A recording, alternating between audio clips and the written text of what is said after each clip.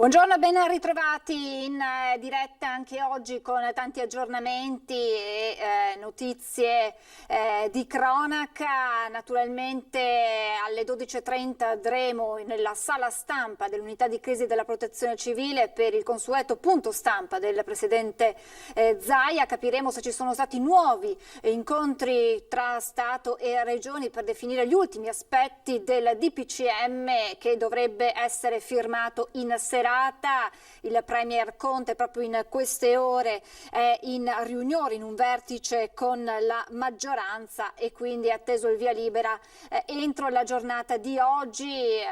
Sembra ormai certa l'introduzione di un coprifuoco a livello nazionale, non ancora definito l'orario nel quale scatterà. Ieri il Premier alla Camera prima e al Senato poi ha parlato di tarda serata, alla vigilia si è parlato delle 21, ma capiremo meglio quello che sarà l'orario deciso dal governo su questo fronte. Poi vi saranno 3 semafori, chiamiamoli così, per le regioni per mettere in atto misure via via più restrittive, seguendo naturalmente la curva epidemiologica, ma l'altro fronte aperto di cui sicuramente il Presidente Zaia tornerà oggi a parlare in conferenza stampa è quello con i medici di base per quanto riguarda la possibilità di effettuare i tamponi rapidi negli studi dei medici di famiglia e a tal proposito ieri sera è arrivato lo strappo da parte della FIMG di Treviso che ha proprio attaccato le parole usate dal Presidente Zaia ieri in conferenza stampa e ha detto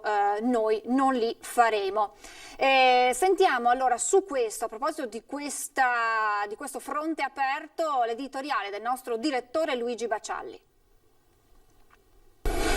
Buonasera, noi siamo sempre stati dalla parte dei medici, lo saremo sempre perché apprezziamo il loro sprezzo del pericolo, le loro capacità, l'abnegazione con cui sono dediti al loro lavoro. I medici ospedalieri, anche i medici di base hanno visto tanti colleghi morire a causa del coronavirus e non per questo hanno desistito. Poi c'è una parte di medici, e parliamo soprattutto dei medici famiglia, che hanno opposto una strenua resistenza a chi chiedeva loro di tamponare i loro pazienti. Tanto è vero che il Presidente Zaia ha dovuto chiedere l'obbligatorietà, che poi è stata decisa finalmente con un accordo tra governo e medici di base, però sempre con il pagamento di 18 euro forfettari, insomma accettando delle richieste, delle rivendicazioni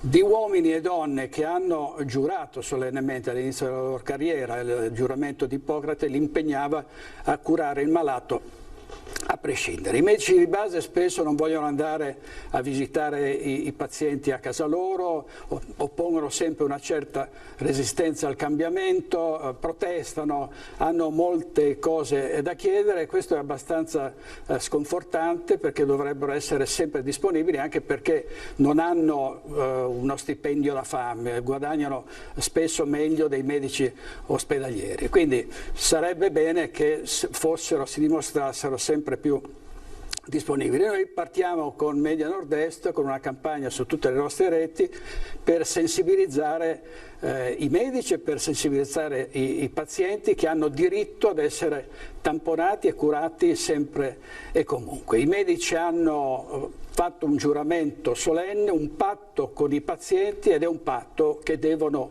onorare in tutto e per tutto.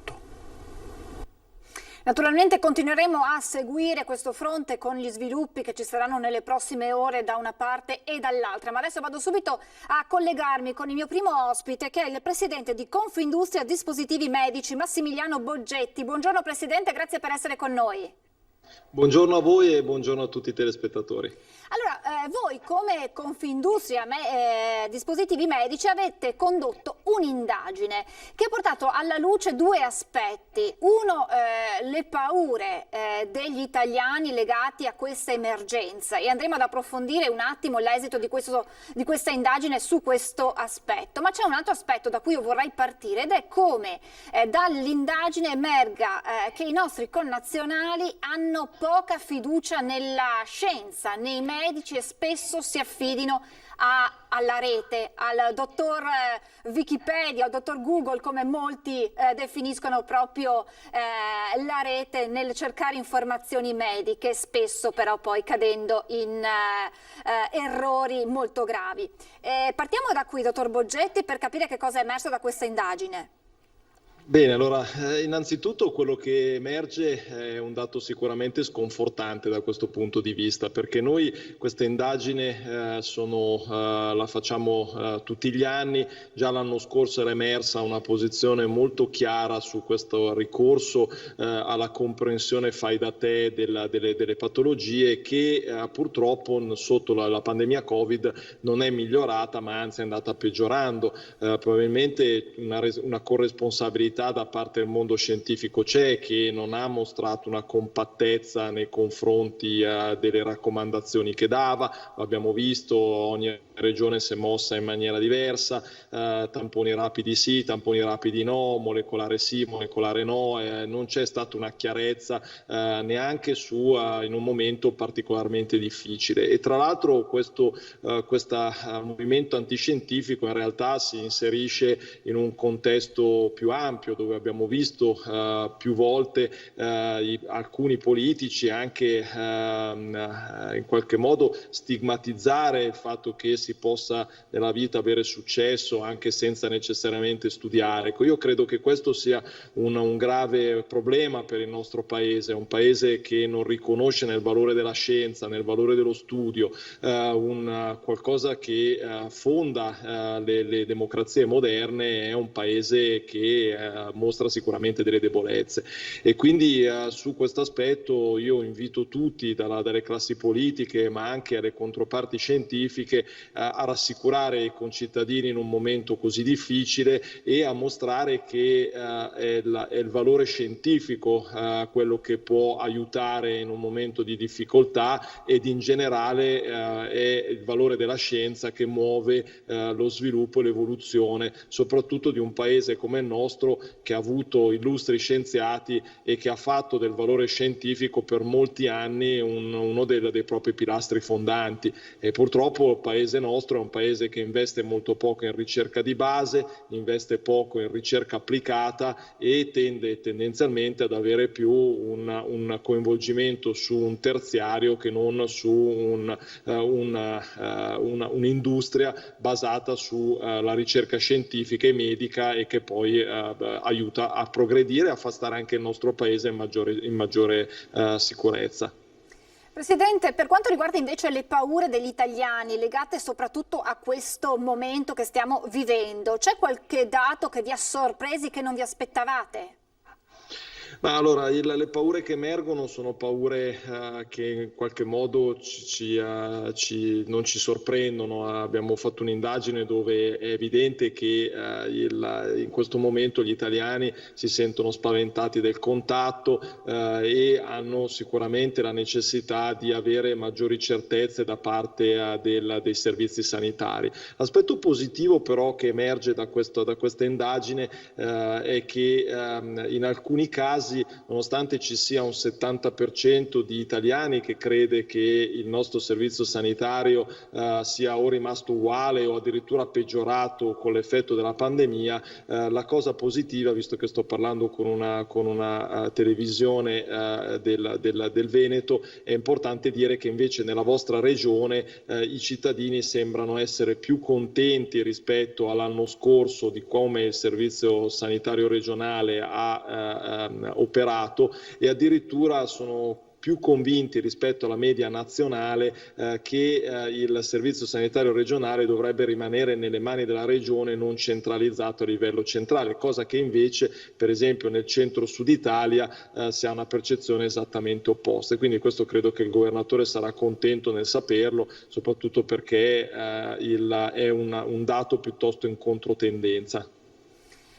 Dottore, in questi mesi abbiamo imparato a conoscere i tanti dispositivi utilizzati naturalmente nei presidi ospedalieri, ma poi che abbiamo imparato ad utilizzare anche noi, e ricordiamo come all'inizio ci sia stata una grossa difficoltà a reperirli, ma anche proprio per il personale medico, l'assenza di mascherine, guanti che erano diventati dei tesori introvabili. Poi pian piano con il passare dei mesi si è riusciti a fare scorta e ora proprio per quanto riguarda il Veneto il Presidente Zaia ricorda come il magazzino Veneto sia pronto per 6 mesi almeno di dispositivi. Qual è oggi la situazione e quali difficoltà ci sono anche a reperire questi dispositivi che sono stati fondamentali e sono ancora fondamentali, perché è giusto ricordarli che sono una misura di prevenzione importantissima contro il Covid?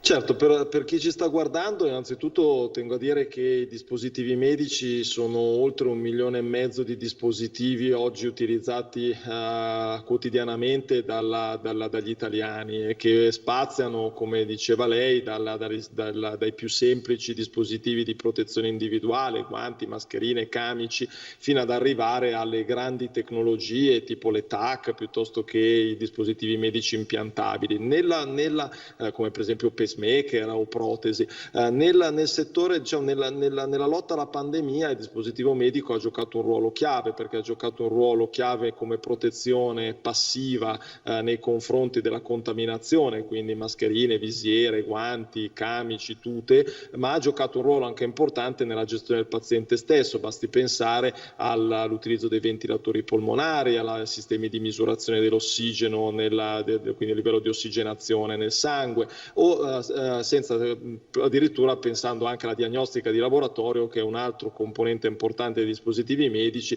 che gioca oggi un ruolo chiave proprio nel concetto di testare i cittadini per fare il cosiddetto tracciamento e poi l'isolamento. Quindi i dispositivi medici hanno un ambito estremamente ampio e rappresentano oggi la frontiera della medicina moderna. Per quanto riguarda i dispositivi medici di protezione individuale, cioè guanti, maschere e quant'altro, noi oggi siamo sicuramente in una situazione positiva, perché siamo stati in grado di, partendo da un tessuto industriale assente nel nostro paese, a riconvertire alcune delle industrie che erano soprattutto nel mondo del tessile verso la produzione di questi dispositivi medici, se vogliamo anche più semplici. E noi stessi come Confindustria Dispositivi Medici abbiamo lavorato attivamente con il Ministero, la Protezione Civile e anche con il commissario Arcuri, con l'obiettivo di riconvertire, aiutare la riconversione verso dispositivi medici che poi funzionassero davvero, perché il tema non è tanto di fare una mascherina che sembri una mascherina, ma di fare in modo che la mascherina prevenga la contaminazione.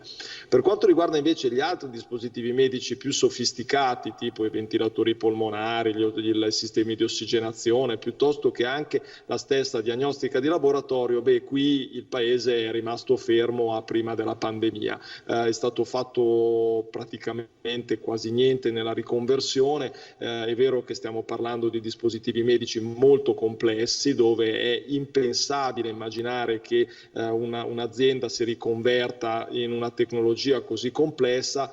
Però è anche vero, come spesso mi è capitato di dire nelle varie interviste, che però avremmo almeno potuto incominciare la strada di rafforzamento del comparto industriale, che oramai oggi dipende fortemente da forniture che arrivano dall'estero, e che forse avremmo potuto prendere il periodo di maggiore tranquillità, che era quella dell'estate, per incominciare a lavorare nella direzione di una costruzione di un tessuto che oggi manca completamente al nostro Paese e che ci rende fragili di fronte a situazioni come queste, che noi ci auguriamo di non rivedere più, ma che non è neanche detto che accada in un mondo completamente globalizzato come il nostro. Presidente, questa pandemia ci ha messo di fronte ad un sistema sanitario che ha mostrato punti di debolezza ma anche punti di forza. Le chiedo un'opinione su questo e anche sulle parole del Ministro Speranza sul sistema sanitario che guarda al futuro proprio con il bagaglio di esperienza maturato da questa emergenza. Certo, io credo che il Servizio Sanitario Nazionale abbia mostrato i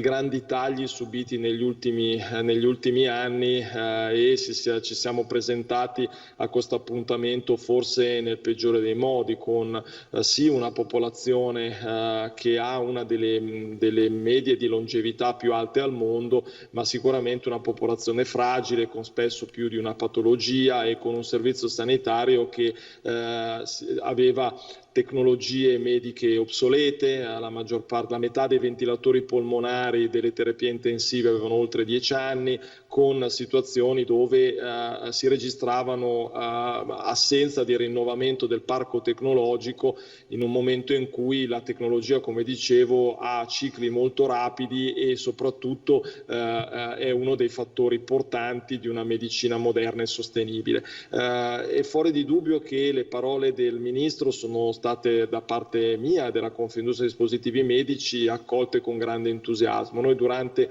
la fine della prima ondata abbiamo prodotto un documento chiamato Salute, Scienza e Industria, che voleva proprio, presentato a tutte le istituzioni, mettere l'accento su cose concrete da fare su questi tre pilastri fondamentali, e nel pilastro salute chiedevamo proprio, tra le cose da fare, di rinnovare il parco tecnologico degli ospedali, facendo in modo che i cittadini potessero accedere alle ultime tecnologie disponibili, e per quanto riguarda la medicina territoriale, visto che prima si parlava anche dei medici di base, fare una medicina territoriale connessa, cioè vuol dire una medicina territoriale che utilizzi le tecnologie di connessione e l'internet per lo scambio dei dati, in modo tale che i pazienti possano essere curati da casa, dove è l'ambiente, se vogliamo, anche più economico, ma anche più vicino a un trattamento umano di pazienti che in ospedale sicuramente hanno un costo maggiore, hanno anche un disagio,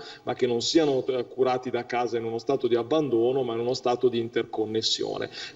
Oggi le tecnologie permettono di fare questo, e lo permettono di fare anche in maniera molto bene, e questo è stato sicuramente recepito dal Ministro, e per cui noi siamo stati felici di vedere che ci sia stata una convergenza da parte sia dell'industria, che ricordiamoci è il primo motore di innovazione in questo mercato, che da parte della politica, che deve recepire questa innovazione e renderla disponibile ai cittadini. Certo che ora ci aspettiamo però che questa cosa accada, perché noi in questo documento, che oramai è stato rilasciato parecchi mesi fa, chiedevamo l'accesso al MES come uno degli strumenti per incominciare subito questo piano di ammodernamento degli ospedali e di investimento nella medicina territoriale. Chiedevamo che nei mesi che si sono frapposti tra la prima e la seconda ondata ci fosse però dell'attività al di là delle parole, e purtroppo devo registrare che, al di là dei buoni propositi, il nostro Paese continua ad andare ad una velocità che non è più compatibile con i tempi moderni. Il nostro Paese è troppo lento, troppo poco reattivo, e c'è bisogno oggi di tempi di reazione completamente diversi. Il mondo va ad una velocità che non è la nostra, e questo ci pone sempre in ritardo rispetto ad ogni azione che viene decisa e pensata, e poi ci mette anni per essere attuata, e spesso quando viene attuata è diventata oramai obsoleta. Grazie davvero Presidente per questa sua analisi, e vedremo quelli che saranno gli scenari futuri. Grazie a Massimiliano Boggetti, Presidente di Confindustria Dispositivi Medici. Grazie ancora, buon lavoro e a presto. Arrivederci, grazie a voi. Grazie al Presidente. Noi ci fermiamo per qualche istante di pubblicità, tra poco. Rieccoci in diretta, vi ricordo alle 12.30 la conferenza stampa del governatore Zaia, ma adesso vado subito a collegarmi con Andrea Azzori, responsabile relazioni internazionali del QAM. Buongiorno. Buongiorno. Ben ritrovato, benvenuto. Allora, tanti fronti sui quali si sta intervenendo per aiutare la popolazione in questo difficile momento, e voi vi state concentrando, la vostra opera nasce, insomma, lo ricordiamo, per l'Africa, ma in questo periodo voi vi state concentrando anche in Italia. Con tante iniziative, parleremo tra pochissimo anche del treno della salute, ma la vostra azione in Italia sul fronte coronavirus come si sta svolgendo? Bene, grazie. Medici con l'Africa Cuore, come ben detto, ha la priorità di lavorare con i paesi africani e per tanti anni, da 70 anni ormai, abbiamo affrontato numerose epidemie. E in questa fase storica abbiamo deciso, insieme con la decisione del direttore Don Dante Carraro, di intervenire anche in Italia, soprattutto sentendo la chiamata dei numerosissimi medici che avevano lavorato con noi in Africa e che oggi sono invece in unità sanitarie in tutte le regioni d'Italia. Questa chiamata è arrivata, è diventata un progetto ed oggi siamo attivi in 11 regioni in Italia, compreso il Veneto. In che modo voi agite su questo fronte? Sì, come dicevo, proprio forti dell'esperienza africana e forti dell'esperienza fatta anche a livello degli ospedali e della gestione di ospedali di strutture complesse, in questo momento Storica ha deciso di intervenire con un programma che partiva dalle unità sanitarie. Siamo partiti con un programma più piccolo che voleva garantire, diciamo, 4 posti di terapia intensiva in 4 ospedali italiani dove appunto lavoravano medici QAM, e poi questo piccolo progetto è stato premiato però da una partnership con l'Agenzia Americana per lo Sviluppo chiamata USAID ed è diventato un programma in 11 regioni italiane su 4 aree di lavoro. La prima area è quella della sensibilizzazione delle comunità proprio sulle cose pratiche, quindi l'utilizzo della mascherina, il lavarsi le mani, l'importanza del distanziamento e poi soprattutto del concetto di salute globale, che poi è stato visto anche sulle TV regionali, potremmo dire dopo, con il treno della salute.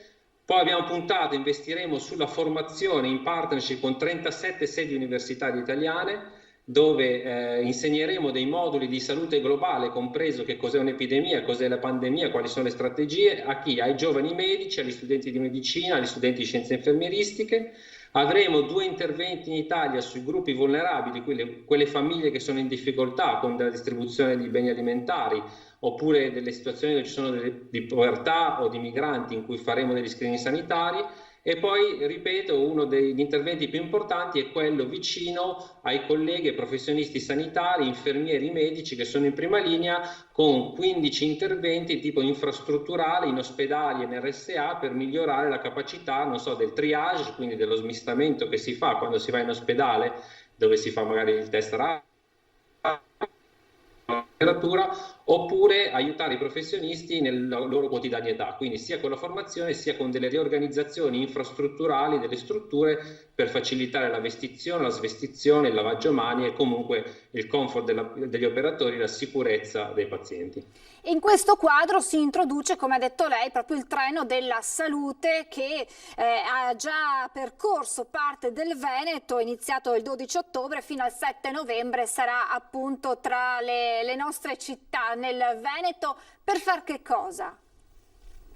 Bene, il treno della salute è un'iniziativa importantissima che vuole lanciare un messaggio usando le televisioni, la carta stampata, che è proprio quello dell'insieme possiamo farcela, l'insieme con dei comportamenti adeguati, l'insieme con una conoscenza e una cultura che le epidemie si fermano partendo dalla comunità. Questa è la grande esperienza africana appunto che abbiamo fatto durante l'Ebola, il Marburg, altri episodi di epidemie, e lo vogliamo fare proprio ribadendo con tutta la nostra rete, i nostri mezzi, il fatto che con i comportamenti giusti si può ridurre l'impatto dell'epidemia.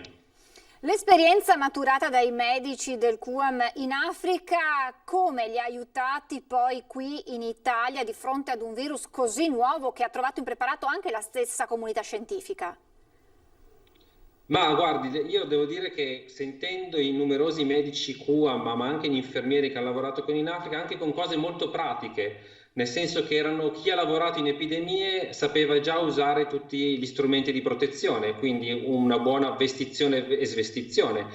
E d'altronde anche abituati a lavorare con pochissime risorse. Basti considerare che nei paesi dove lavoriamo noi non esistono quasi le terapie intensive e i ventilatori polmonari sono una rarità, quindi ci sono delle tecniche di ossigenazione, di cura del paziente anche con risorse a basso costo. Sicuramente non è il caso dell'Italia, nel senso che qui le terapie intensive ci sono. Penso che i nostri medici avevano un background forte, diciamo, di esperienza, di impatto verso un'epidemia con numerosi casi, con strutture sovraffollate. Penso che questo sia stato il primo bagaglio culturale che si sono portati dall'Africa e che hanno messo al servizio dell'Italia in questo momento. Com'è la situazione in Africa? La situazione in Africa è preoccupante, siamo preoccupati su due fronti. Il primo è quello del Covid come virus, perché il virus c'è, fortunatamente non ha elevate mortalità, ma purtroppo lavoriamo con paesi che non hanno neanche capacità diagnostica, quindi i veri numeri non li conosciamo. E l'altro grande problema dell'Africa è che è stato l'effetto del lockdown, che come vediamo ha un impatto sull'economia in tutti i paesi, anche in Italia, ma in Africa particolarmente, dove non esistono assolutamente le reti sociali, numerose famiglie, soprattutto donne, stanno cadendo nella povertà estrema.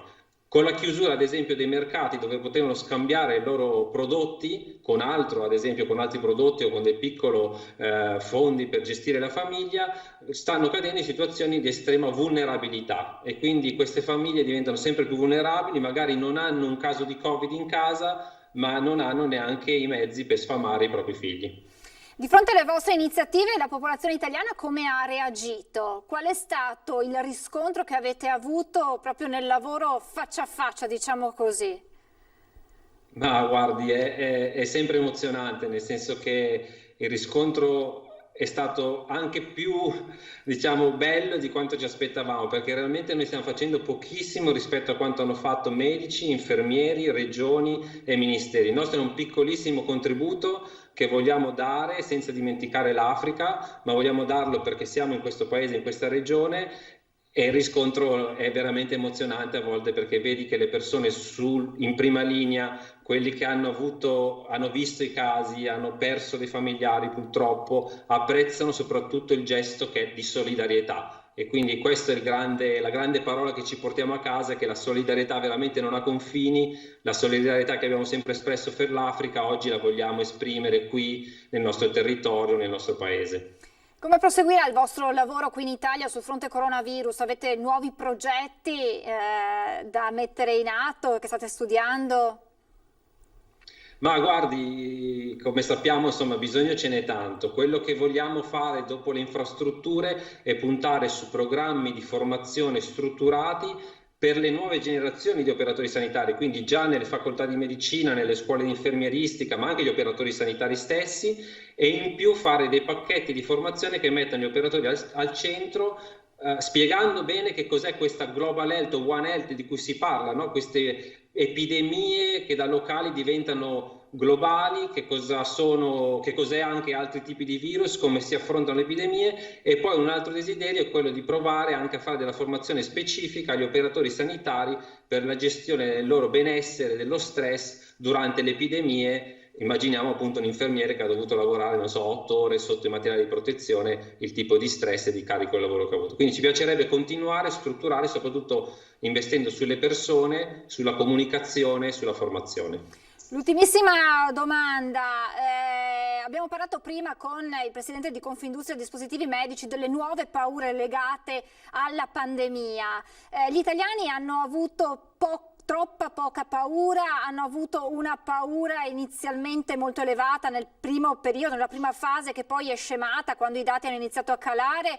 Che fotografia fareste voi degli italiani durante questa pandemia? Ma è una domanda abbastanza difficile, nel senso che la fotografia che faccio io è che sicuramente l'impatto iniziale della paura ha un grande effetto sulla popolazione, l'abbiamo visto in tante epidemie anche in Africa. Poi pian piano la paura lascia spazio alla voglia di ricominciare ed è anche naturale, quindi io vedo una fotografia di una popolazione che sta cercando di rispondere al meglio con quello che ha, anche nel cercare la normalità, sapendo che è una nuova normalità dove di nuovo banalmente dobbiamo andare in giro con la mascherina, lavarci le mani, mantenere il distanziamento e cercare di limitare i contatti. Questa è l'unica fotografia che si può fare adesso.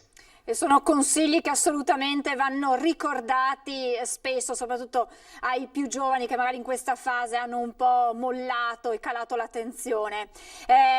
Io la ringrazio davvero tantissimo, naturalmente torneremo a collegarci con voi per sapere appunto come sta andando avanti questo vostro lavoro, questo vostro impegno in Italia e in Africa. Grazie davvero ad Andrea Azzori, responsabile relazioni internazionali del QAM. Grazie ancora e buon lavoro, a presto. Grazie molte. Grazie.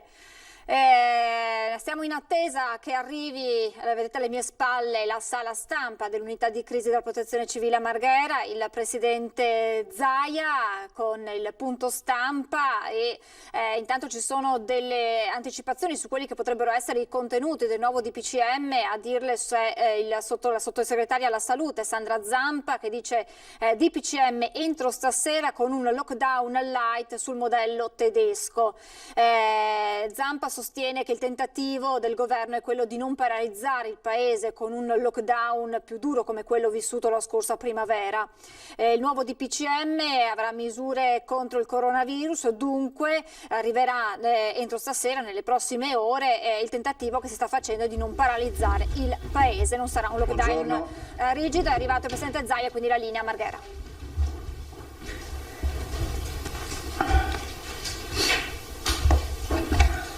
Scusate i 5 minuti, ma come al solito poi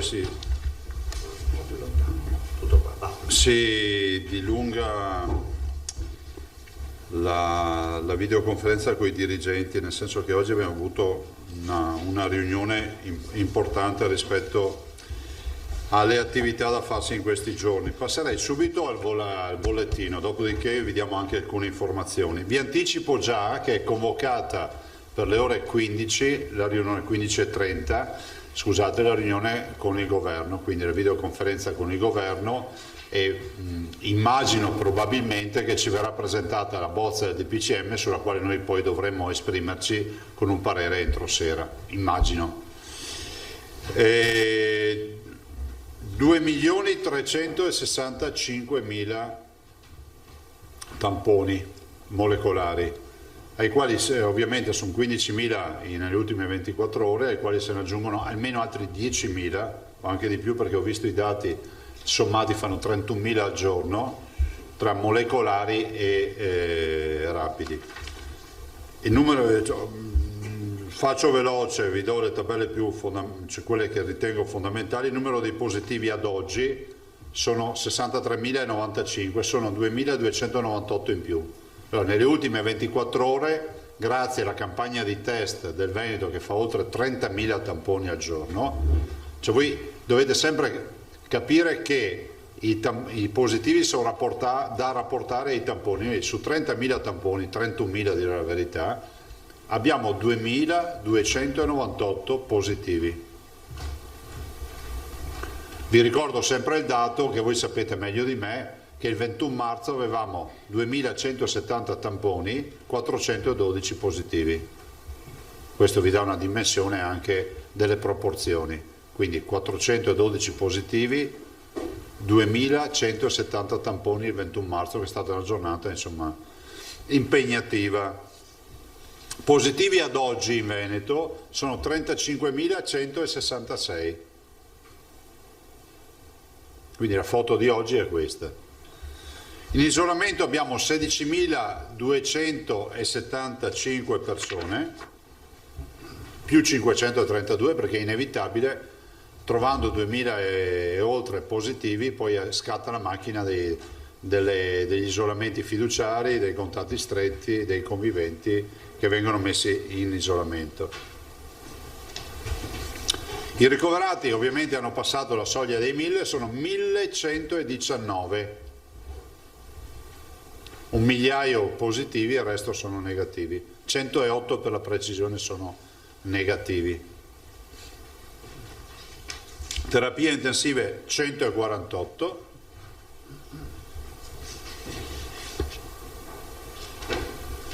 Totale dei morti 2.458. Non sono state 24 ore tanto allegre, perché abbiamo avuto 31 persone che hanno perso la vita. Di fatto la giornata con più mortalità da quando è iniziata questa ondata. I dimessi sono 4.885, 71 persone sono tornate a casa guarite. Ovviamente i 4.885 dal 21 febbraio. Considerazioni che faccio. Intanto lasciatemi iniziare con noi facciamo videoconferenze praticamente tutti i giorni, parliamo delle terapie intensive, parliamo dell'occupazione dei letti, quindi ogni giorno abbiamo un programma e una situazione ULS per ULS, ospedale per ospedale. Credetemi quando dico ospedale per ospedale, perché vengono chiamati per nome gli ospedali, e parliamo anche dei privati fra l'altro, perché comunque anche se indirettamente dobbiamo sapere qual è l'occupazione delle terapie intensive, quantomeno. Ecco, ne viene fuori uno spaccato di una squadra che sta rendendo tanto. Una squadra che io già e noi già abbiamo testato nella prima ondata, e quindi il mio ringraziamento va non solo ai vertici di questa squadra, che sono i direttori, ma va a tutti gli operatori della sanità. Se fate caso, si incominciano a vedere nuovamente i servizi dalle terapie intensive, dalle corsie di ospedale, e vedete con che cura vengono seguiti i nostri pazienti.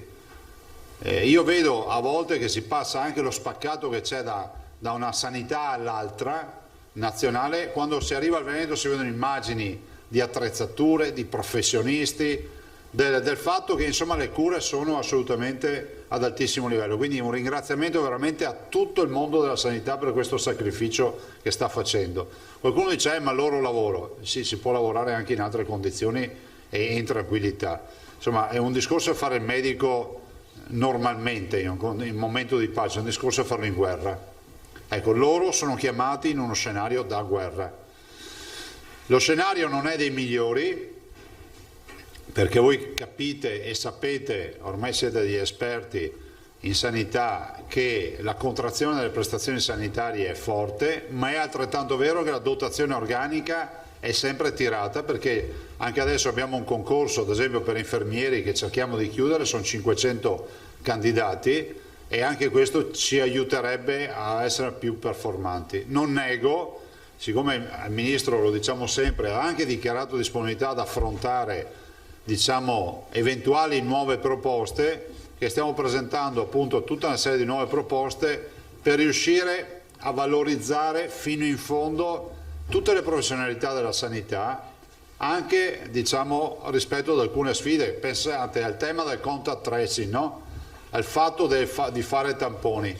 Allora, in linea di principio, in tempi di pace il tampone lo fa il medico. In linea di, diciamo, di esecutiva, in momenti più ballerini, si comincia a avere anche l'assistente, l'infermiere. Cioè pensiamo che si debba diffondere sempre di più questa capacità di fare tamponi, fermo restando che poi sul fronte dei test rapidi e dell'autosomministrazione, quindi del test fai da te, noi continuiamo a lavorare e quindi contiamo assolutamente di venirne a capo. Quindi un ringraziamento di cuore a tutti gli operatori della sanità per queste ore diciamo cruciali che stanno vivendo e sulle quali si sta lavorando. Noi abbiamo ovviamente pazienti che magari sostano mezza giornata, una giornata sotto ovviamente osservazione in locali dove si cura, in attesa di essere destinati a dei reparti che magari danno una dimensione anche della pressione che cominciamo ad avere.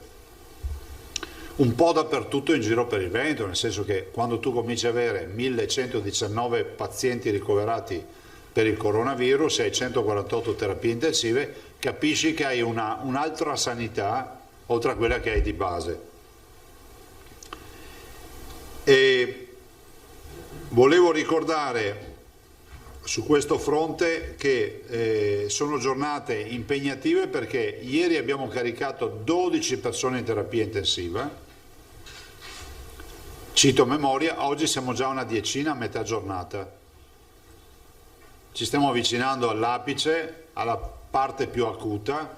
Noi speriamo vivamente, ho visto che qualcuno di voi oggi ha ripreso quella minimo di riflessione che abbiamo fatto oggi, che il giro di boa si possa fare nel mese di novembre, perché comunque i dati ci porterebbero a dire questo, anche interpolandoli con le curve francesi, inglesi e spagnole, volendo anche confrontare l'andamento epidemiologico delle altre comunità, dell'infezione, scusate, delle altre comunità. Però abbiamo avuto 2 giornate impegnative, 12 pazienti di terapia intensiva ieri, 10 già oggi e la giornata è ancora lunga. Vi avviso che Oggi abbiamo predisposto l'invio, appena dovrebbero arrivarci a sera, 64.000 tamponi rapidi dal governo, che si andranno ad aggiungere ovviamente alla dotazione di tamponi che noi abbiamo da sempre avuto, e li invieremo ai medici di base, a tutti i medici di base. Li invieremo col principio dei vaccini, cioè mandiamo il kit di tamponi e di dispositivi, perché assieme ai tamponi ci arriverà anche il kit, cioè proprio la bustina con il camice, con i calzari, la visiera, tutto quello che serve per fare i tamponi. Quindi i medici avranno a loro disposizione, adesso non andate a suonare subito il campanello dei medici, perché oggi diciamo solo alcuni ce li hanno, però insomma in settimana verranno messi nelle condizioni, qualora decidessero di farlo, di fare i tamponi.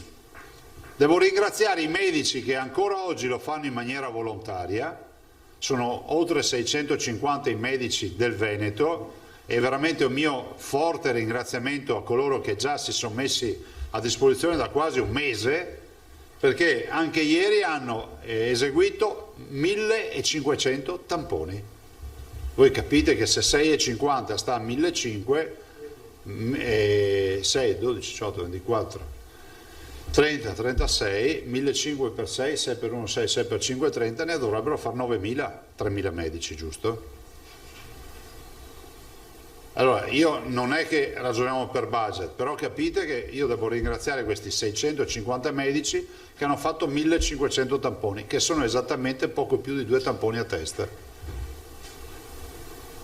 Quindi non è vero che non c'è nessuno che fa tamponi. Noi non la viviamo come una contrapposizione, ma capite che in un momento di estrema necessità bisogna che ago e filo, ognuno di quelli che sa cucire una ferita riesca a cucirla e si dia da fare per fare in modo di arginare l'emorragia. Ringrazio l'Avis regionale, perché con la raccolta delle loro donazioni hanno raccolto 29.000 euro. Con questa donazione noi abbiamo dedicato appunto questa donazione all'acquisto di 3 frigoriferi, di 3 emoteche per il plasma. Sul plasma vi dico che noi stiamo andando avanti, si sta ancora scrivendo a tutti i pazienti, o meglio si è deciso di intercettarli a guarigione direttamente in ospedale, in modo tale da intercettarli e chiedere che una volta diciamo dimessi dall'ospedale se ne andranno a casa e dopo un po' di tempo verranno a donare il plasma. E siamo riforniti ancora come emoteche, la dottoressa De Silvestro ne è un punto di riferimento regionale, e il plasma iperimmune è una cura in Veneto. Per noi è normalità, tutti ne hanno parlato, noi siamo gli unici che hanno fatto la banca del plasma, vorrei ricordarvi, e non abbiamo mai smesso di somministrare plasma iperimmune nelle condizioni nelle quali i medici ritengono che ci sia, diciamo, titolo e il candidato ideale per somministrare questo plasma. Passerei la parola a voi ricordando solo un'ultima cosa, e questa è una preghiera che faccio, no? Adesso noi parleremo di eventuali restrizioni, di quello che accadrà nelle prossime ore. Ai cittadini cosa dico? Dico che noi ancora siamo in una fascia nella quale non sono previste misure, voglio ricordare a tutti che si va ormai per fasce con parametri e misure che fanno scattare restrizioni. Diciamo che ormai spazi per divagazioni sul tema o per discrezionalità sono ridotti al minimo. Noi come Veneti dobbiamo vincere questa sfida, noi non possiamo arrivare nella fascia nella quale scatta l'obbligatorietà di chiusure importanti, di lockdown o quant'altro. Io penso che il Veneto non abbia bisogno di questo e penso che ognuno di noi con un minimo di impegno si può mettere assolutamente a disposizione per questa sfida. Lo fanno i nostri 54.000 operatori della sanità, lo facciamo noi come addetti ai lavori, e devo chiedere questo sacrificio a tutti i cittadini, che rientra sempre nelle cose che possiamo fare, che sono quelle di utilizzare il più possibile la mascherina, di non stare lì a metterla e togliere in base al DPCM o alle regole. Portiamola all'infinito sta mascherina e togliamola solo quando è strettamente necessario toglierla, ad esempio quando ci si alimenta, si beve o si è in casa con i propri conviventi. Ma se in casa arriva qualcuno che non è convivente e quel qualcuno è il figlio o un genitore che vive da un'altra parte, da un punto di vista sanitario è un estraneo. Cioè, quindi è una persona che non vive nella tua comunità sanitaria, no? Perché ogni nostra comunità familiare ha una condivisione, no? di tutto quello che è l'ambito, diciamo, sanitario epidemiologico. Cioè, infatti noi ricerchiamo sempre i contatti stretti quando c'è un contagio. Pensare che l'incontro tra parenti o tra genitori e figli sia una roba normale non è così. Dobbiamo fare il sacrificio che se andiamo a incontrare un genitore che non vive più con noi, non dico dalla sera prima, ma da giorni, da mesi, da settimane, da anni, dobbiamo andarci con la mascherina e viceversa dobbiamo chiedere che ci sia la mascherina. È un sacrificio che dovremo fare per un po' di tempo, ma ne verremo fuori. È veramente un sacrificio che chiedo. Siamo nati come persone libere, no? E la libertà sta nelle corde dell'animale uomo. È qualcosa di atavico, di ancestrale. È una costrizione a portare una mascherina, ma veramente la preghiera che faccio, l'attenzione alla mascherina, in particolar modo nei contesti domestici, perché la stragrande maggioranza dei focolai hanno natura domestica. Guardate, non è un caso, vi porteremo magari domani i dati o dopodomani i dati della scuola, non è un caso che abbiamo molte, se non la quasi totalità, di infezioni primarie. Ciò vuol dire che in una classe abbiamo un contagiato, non un cluster di contagi nella stessa classe. Questo vuol dire che l'infezione è venuta da fuori, cioè è venuta dall'ambiente domestico, è venuta da un consesso nel quale c'è, che so, l'attività sportiva o altre attività sociali e altre attività di gruppo che poi portano all'infezione. Quindi veramente la preghiera di utilizzare la mascherina, il distanziamento sociale. Adesso entriamo nella fase di turbolenza in volo. È come le montagne russe, no? Cioè, sapete, io non ho mai fatto le montagne russe, ma le vedo nei film, c'è una parte di rotaia che è piana, no? E poi inizia ad andare su e giù. Ecco, noi abbiamo finito la parte piana della rotaia, Adesso dobbiamo stare fermi, duri ai banchi, come dicono i veneti, portiamo la mascherina perché non possiamo passare di scaglione, non possiamo passare di fascia e ritrovarci in misura semplicemente perché qualcuno non controlla il suo stato di salute. Perché se tu hai la febbre, hai 2 linee di febbre o hai il minimo sintomo, non devi uscire, devi contattare il tuo medico e il medico ti dirà cosa fare.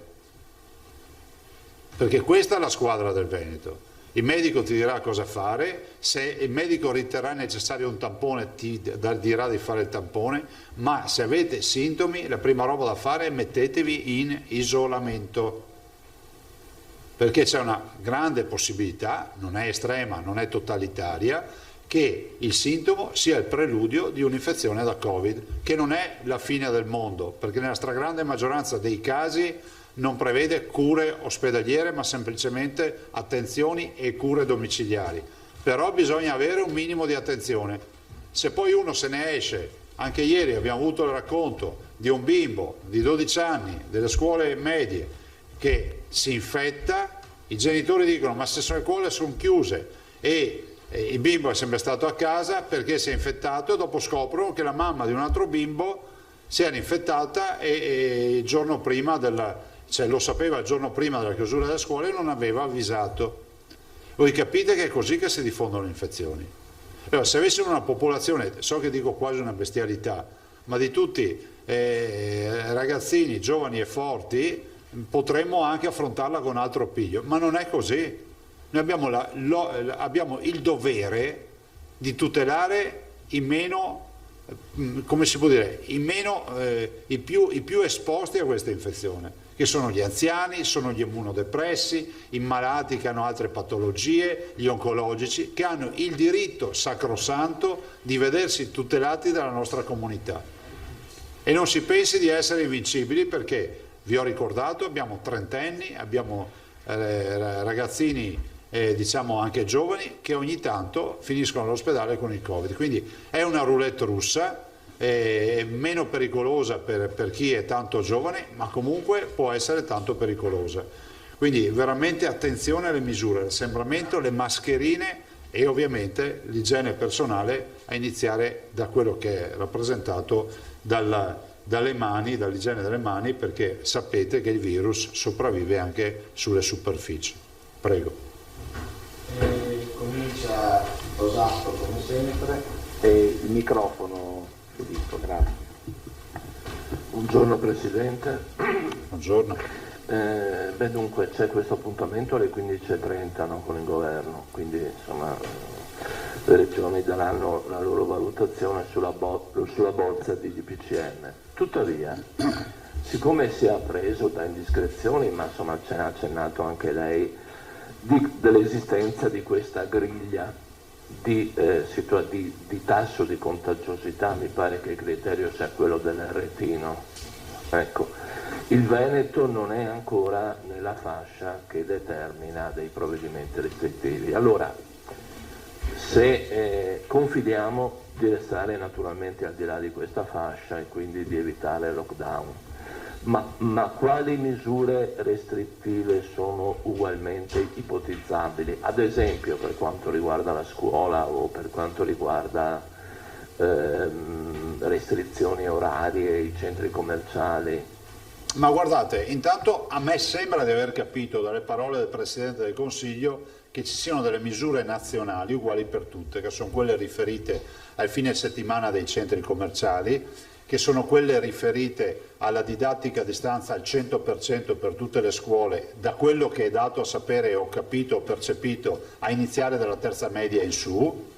E anche qui vorrei dire, questa è una misura nazionale, voi lo sapete perché ve l'ho detto, io puntavo prima dell'ordinanza a farne una per il 50%, dire una settimana a scuola, o potevamo anche dire un giorno a casa, un giorno a scuola, un giorno a casa, un giorno a scuola per il 50% della classe. Però vorrei anche ricordare che in questo momento la misura non viene applicata sostanzialmente e semplicemente per un tema di trasporti, perché vedo che sta passando questa idea. Anche quando io pensavo di adottarla, poi il governo ovviamente ha fatto questa scelta del 75% che oggi porta al 100%, è riferita anche al fatto che abbiamo visto che dopo l'apertura delle scuole, come è accaduto in tutti i paesi, la curva ha iniziato ad alzarsi. Israele addirittura si è trovata costretta a richiudere tutto e tornare al punto di partenza. Perché? Perché la mobilità dei ragazzi che spesso sono asintomatici, che spesso hanno un'alta carica virale se si infettano, ma restando asintomatici, crea poi dei cluster domiciliari, dei cluster familiari. Questo non vuol dire che i ragazzi sono degli untori, è un dato epidemiologico, sono individui sani dove la replicazione cellulare è veloce perché comunque il rinnovamento cellulare è veloce e quindi c'è un buon substrato e hanno anche sufficienti garanzie di non avere grossi guai. Quindi la scuola va in questa direzione. Poi è sempre, mi sembra aver capito che poi c'è il tema del 50% della capienza massima sui mezzi di trasporto, che noi peraltro riusciamo a coprire in questa fase perché i mezzi di trasporto si sono risvuotati. Ovviamente resta sempre il problema che se si riaprissero le scuole il tema dei trasporti diventa un problema perché comunque non abbiamo il doppio dei mezzi di trasporto, perché se tu riduci al 50% la capienza vuol dire che i mezzi raddoppiano per una regola matematica. Anche qui dovremo capire. Queste sono le regole nazionali. A livello regionale oggi non ne abbiamo ancora contezza, di certo come vi ho sempre detto, sono convinto che se questa sfida viene vissuta da tutti i veneti assieme, con un minimo di attenzione, riusciamo a vincerla. Ovvio che siamo ai limiti con il parametro, è anche altrettanto vero che questo parametro dovrà tener conto della nostra situazione sanitaria, che è assolutamente eccellente, nel senso che noi oggi riusciamo a garantire postazioni sia di cura che di terapia intensiva ai nostri malati, insomma in maniera anche importante, perché se considerate che noi a regime, se volete un dato proprio estremo, arriviamo a 1000 terapie intensive e 6000 ricoveri. Questo per garantire ancora un minimo di attività no Covid. 6.000 ricoveri, voi capite che sono sostanzialmente tutto il Veneto segnato.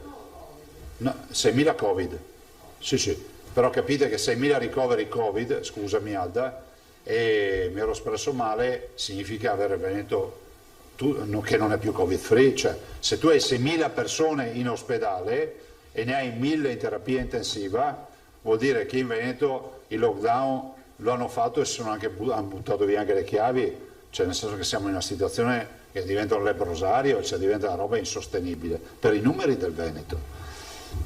Quindi dico, noi abbiamo un potenziale di cura sicuramente importante, contraendo altre attività. Staremo a vedere oggi, Filippo, cosa accadrà nella riunione, nel senso che vorremmo anche capire quale sarà la proposta del governo rispetto a determinate misure, ma al momento non abbiamo contezza di questo.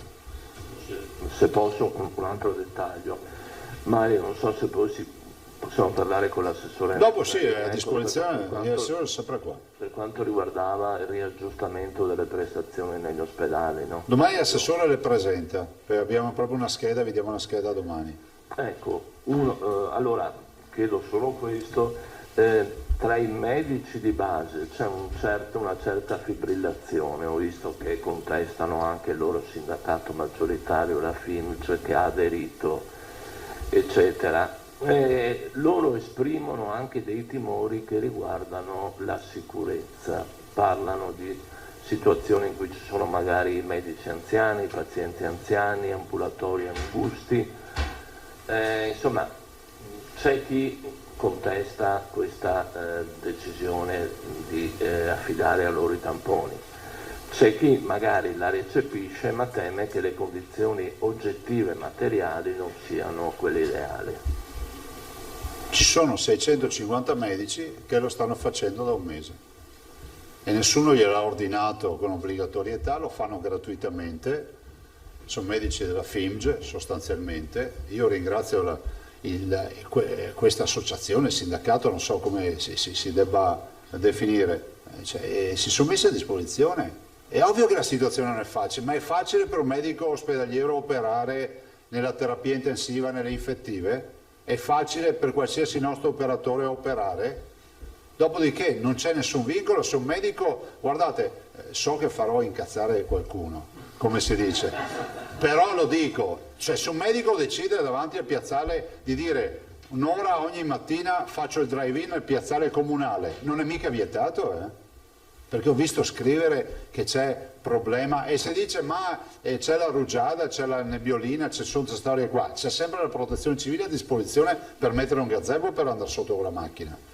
Per cui c'è una totale libertà di interpretazione del servizio, lo puoi fare a casa, a domicilio, lo puoi fare presso il tuo ambulatorio, lo puoi fare presso le scuole del tuo paese, presso un ufficio che ti viene dedicato, ringrazio l'ANCI che ha messo a disposizione gli uffici, lo puoi fare in situazioni di drive-in. Io non ho visto nessuno che ha detto ma io potrei fare drive-in, se il problema è non farli entrare in ambulatorio, drive-in, ce lo fanno tutti i nostri operatori.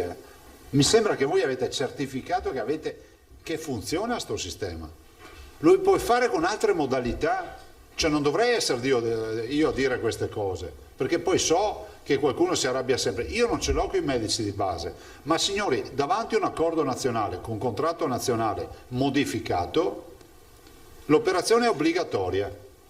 So che viene sempre su, come si può dire, rigurgito quando io dico sta roba, in un paese nel quale ormai di obbligatorio non c'è più niente, fra fianchi anche andare a scuola è obbligatorio. Però guardate, cioè, io non so cosa dire.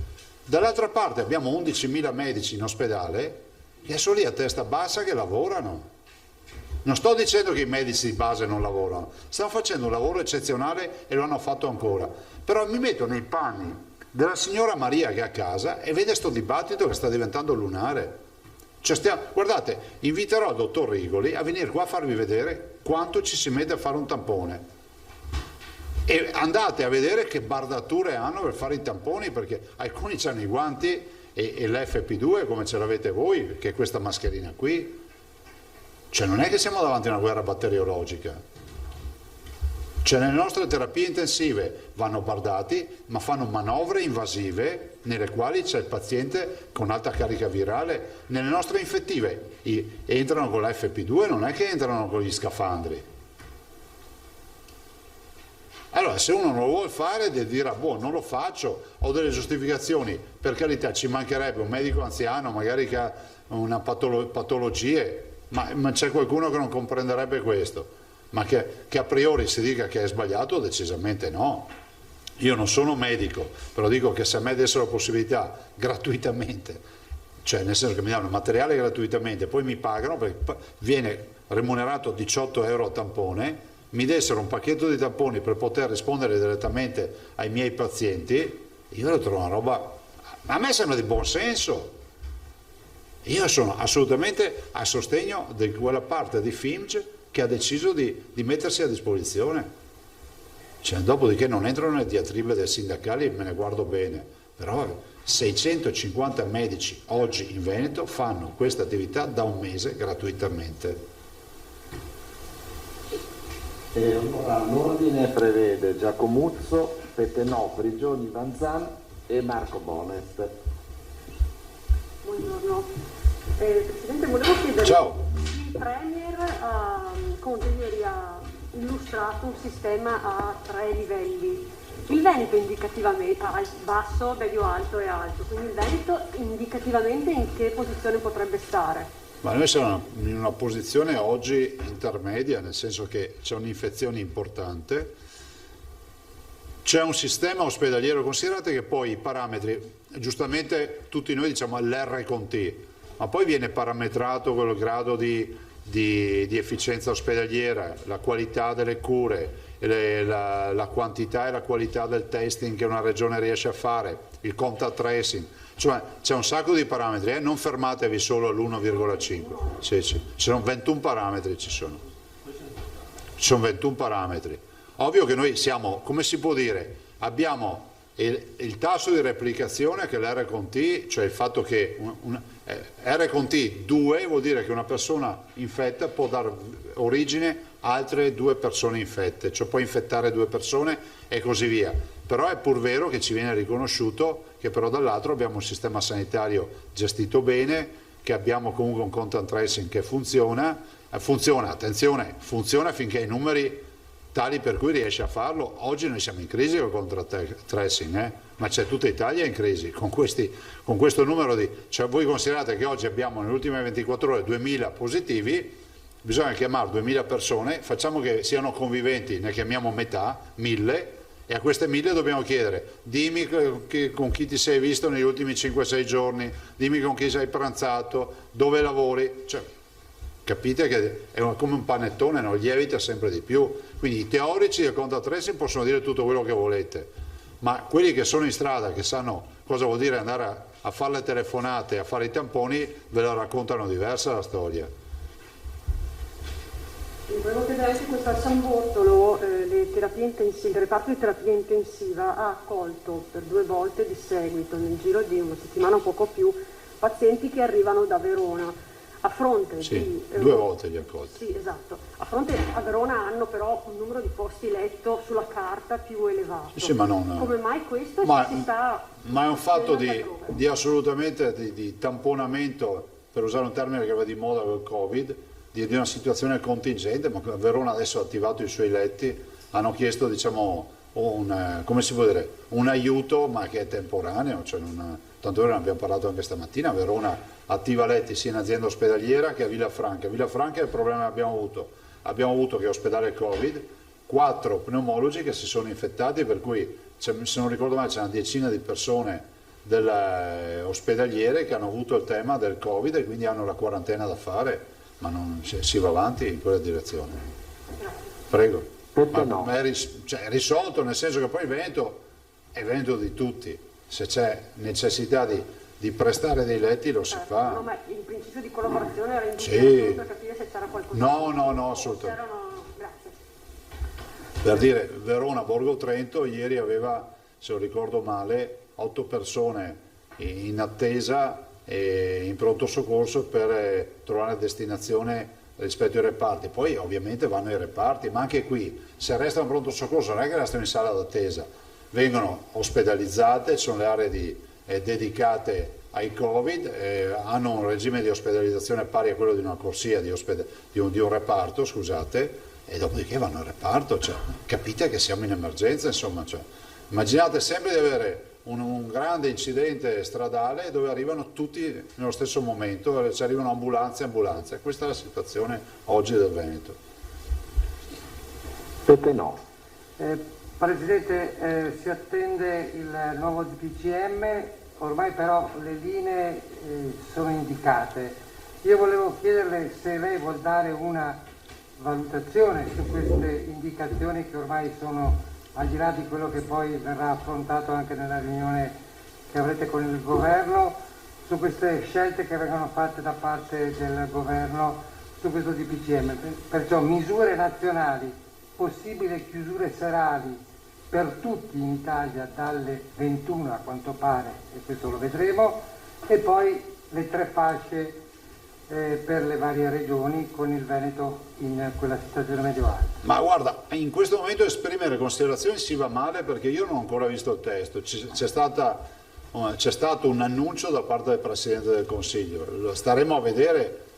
Allora, dalle 21, considerato che ci sono già i ristoranti chiusi, alcune attività che sono già state chiuse, immagino abbiano pensato di evitare al massimo le movimentazioni negli orari extra lavorativi, garantendo, da quel che ho letto, il transito per motivi inderogabili che sono la salute piuttosto che lavorativi. Però lasciate che si veda bene il provvedimento, perché bisogna vedere questo provvedimento come è incardinato con le altre misure. Quanto alle fasce, mi sembra di capire che ci sono delle misure dedicate per fascia, ma ancora a noi non sono ancora tutte note. Prova ne sia che facciamo l'incontro alle 3. Però una domanda, ci sono delle misure nazionali decise dal governo, poi le misure che per le varie fasce vengono definite con le regioni a seconda appunto di certi parametri di valutazione. Sì, abbiamo l'incontro oggi.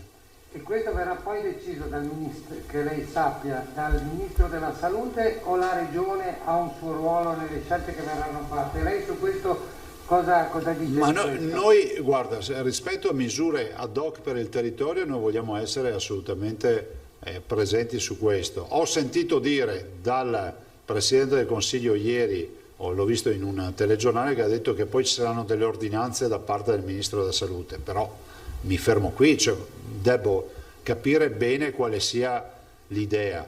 Ovvio è che noi porteremo le nostre ragioni, che non saranno quelle, come si può dire, dell'essere ottusi e ossessionati dal fatto che il Covid non esiste. Abbiamo contezza che il Covid c'è, ma pensiamo anche che il tema della convivenza e della sostenibilità delle misure debba essere fondamentale. Prigioni. Buongiorno Ciao. Presidente, buongiorno a tutti.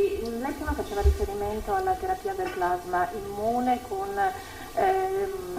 così raccolta dei donatori direttamente in ospedale. Questo perché è sempre più evidenziato che gli anticorpi tendono a sparire rapidamente e quindi è necessario raccoglierli quando sono ancora molto attivi per poi preparare la terapia. Ma sai, il tema è che noi dobbiamo fare un prelievo sulla base di un titolo anticorpale, cioè nel senso che, detta proprio in maniera maccheronica, sulla quantità di anticorpi che c'è. Si può anche fare un prelievo indiscriminato anche con basso titolo anticorpale, provvedendo alla concentrazione. Allora, il plasma non viene gettato, nel senso che se non si utilizza per le cure per diciamo, i pazienti Covid, ha altre decine di applicazioni, per cui non è un prodotto a perdere. E quindi l'idea che ho voluto portare avanti dalla Banca del Plasma va in questa direzione. Quindi, ma comunque i pazienti vanno contattati subito dopo aver ritrovato un minimo di forma fisica, perché comunque è sempre un prelievo, e in base all'età, perché sopra i 60 anni non si fa il prelievo, e anche rispetto alle comorbidità, perché se uno ha altre patologie si evita di andare a togliere sangue. Prego. Zanzan. Premesso, come ha detto lei, che l'incontro sarà oggi pomeriggio e che avete solo informazioni a grandi linee, Mi pare di capire che però se noi restiamo in Veneto con un R con T, cioè l'indice di trasmissione della malattia sotto l'1,5, restando nella fascia cosiddetta gialla intermedia, evitiamo una serie di misure più restrittive. E per questo lei lancia l'appello ai veneti: se fate i bravi saremo tutti, non dico graziati, se facciamo i bravi, se facciamo tutti quanti, però comunque restando nella fascia intermedia ci sono delle misure, delle restrizioni, almeno da quello che è stato detto ieri dal Premier Conte e dal dibattito che è in corso, tipo ad esempio il divieto di muoversi da una provincia all'altra, le restrizioni delle attività commerciali dal punto di vista dell'orario, non della chiusura. A lei cosa risulta? E spettano a lei, Regione? Non ci risulta, Alda, nulla, perché ad oggi non le abbiamo viste scritte nero su bianco. Le anticipazioni, conoscendo un po' il pregresso degli altri DPCM, poi spesso non trovano neanche risvolto nero su bianco, e dall'altro anche rispetto a chi deve fare cosa, no? Nel senso che se si traducono in ordinanze specifiche del Presidente della Regione, che è anche il soggetto attuatore, se sono del Ministro della Salute o se sono in abbinata Ministro della Salute o Governatore. Per quanto riguarda la scuola, altri stati europei sono nelle nostre stesse condizioni, se non addirittura peggiori, ma hanno mantenuto la scuola in presenza. L'Italia invece sta prendendo questa scelta della didattica a distanza, con tutto quello che poi ne consegue per le famiglie. Lei cosa pensa al riguardo? Ma guarda, rispetto alla didattica a distanza, io come sapete sono sempre stato favorevole a una condizione di minima, nel senso che ci fosse un minimo di turnazione nelle classi, di certo non il 75 o il 100%. Ma questo tutti, come ho detto prima, la riferiscono al tema trasporti. La verità è che anche il carico demografico nelle aule è dimezzato a un altro peso. Fra l'altro volevo dirvi che noi abbiamo scritto una lettera con il Dipartimento Prevenzione per le finestre aperte. Non c'è scritto da nessuna parte che bisogna far stare i ragazzi con le finestre aperte, c'è scritto di fare garantire il ricambio d'aria. Siccome ci scrivono un sacco di ragazzi e i genitori, che addirittura i ragazzi vanno con le coperte a scuola, penso che non sia tanto salutare, perché poi finisce che non si beccano il Covid e si becca l'influenza. Per me non cambia niente, perché poi alla fine è un tema sempre di pressione sul sistema sanitario, oltre che per loro avere il guaio. Per cui noi abbiamo anche scritto, che ha scritto la dottoressa Russo, ricambio d'aria c'è scritto nel DPCM, non tenere le finestre aperte tutto il tempo. E questo lo diciamo, e se serve facciamo anche un'ordinanza se qualcuno ha ancora dubbi. Ma ripeto, la fonte è il DPCM. E ho visto l'esperienza degli altri paesi. Anch'io, chi è che non tiferebbe per tenere le scuole aperte? Ma ci mancherebbe. La verità è che a volte scelte, e qua lo dico, che a volte scelte che si sono rivelate anacronistiche e fuori luogo, poi si sono rivelate ottime, no? Ce l'abbiamo visto, perché è vero che c'è chi ha aperto, ma c'è anche chi ha chiuso tutto. È vero che questa storia del Covid ci ha insegnato che noi, che eravamo partiti come fanalino di coda il 21 febbraio, poi ci siamo rivelati che erano quelli che in teoria avrebbero dovuto mettere in New Jersey per evitare gli altri di venire in Italia, non noi uscire dall'Italia. Non te lo so dire, guarda, queste sono indicazioni scientifiche che danno tutti gli scienziati rispetto a questo. Ve lo ricordate il dibattito sulla mascherina a scuola sì, mascherina a scuola no? Allora, prima dibattevano se sì la mascherina o no mascherina, adesso dibattono se chiudere la scuola o tenerla aperta. Fate un po' voi di qual è l'origine dei dibattiti. E volevo dirvi un'altra roba sulla scuola, no, basta, sì. Un'altra domanda.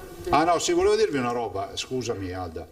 Vi ricordo che sono state ad oggi 1.200.000 vittime in tutto il mondo.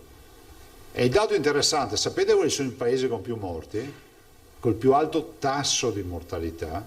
Gli Stati Uniti, il Brasile, il Messico, e poi c'è tutta un'altra serie e l'India, scusate, l'India, quarto paese tra i primi 4.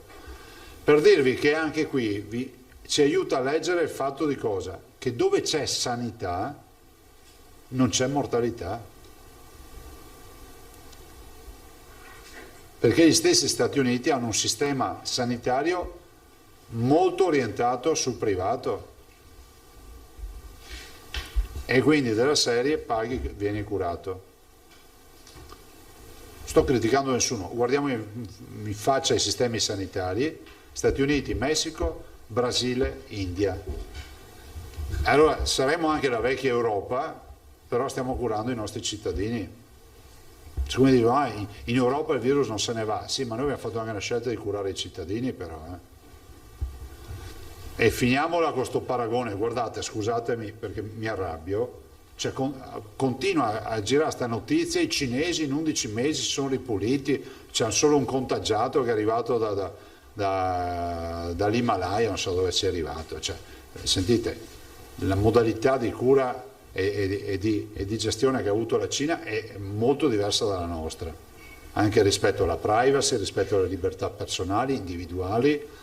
Ogni paese ha la sua storia, ma che senta qualche cittadino italiano che paragona l'efficienza cinese a quella veneta o a quella italiana vuol dire che non ha capito che sono mondi diversi, è come paragonare una Ferrari a un Ciao, e non lo fanno ancora Ciao, no? Insomma, un motorino. Poi dici queste robe e i ragazzi dicono cosa sei il Ciao? A Vespa. No, volevo sapere del contact tracing, non avevamo l'app noi, no? Non avevate lanciato un'app per la biosorveglianza?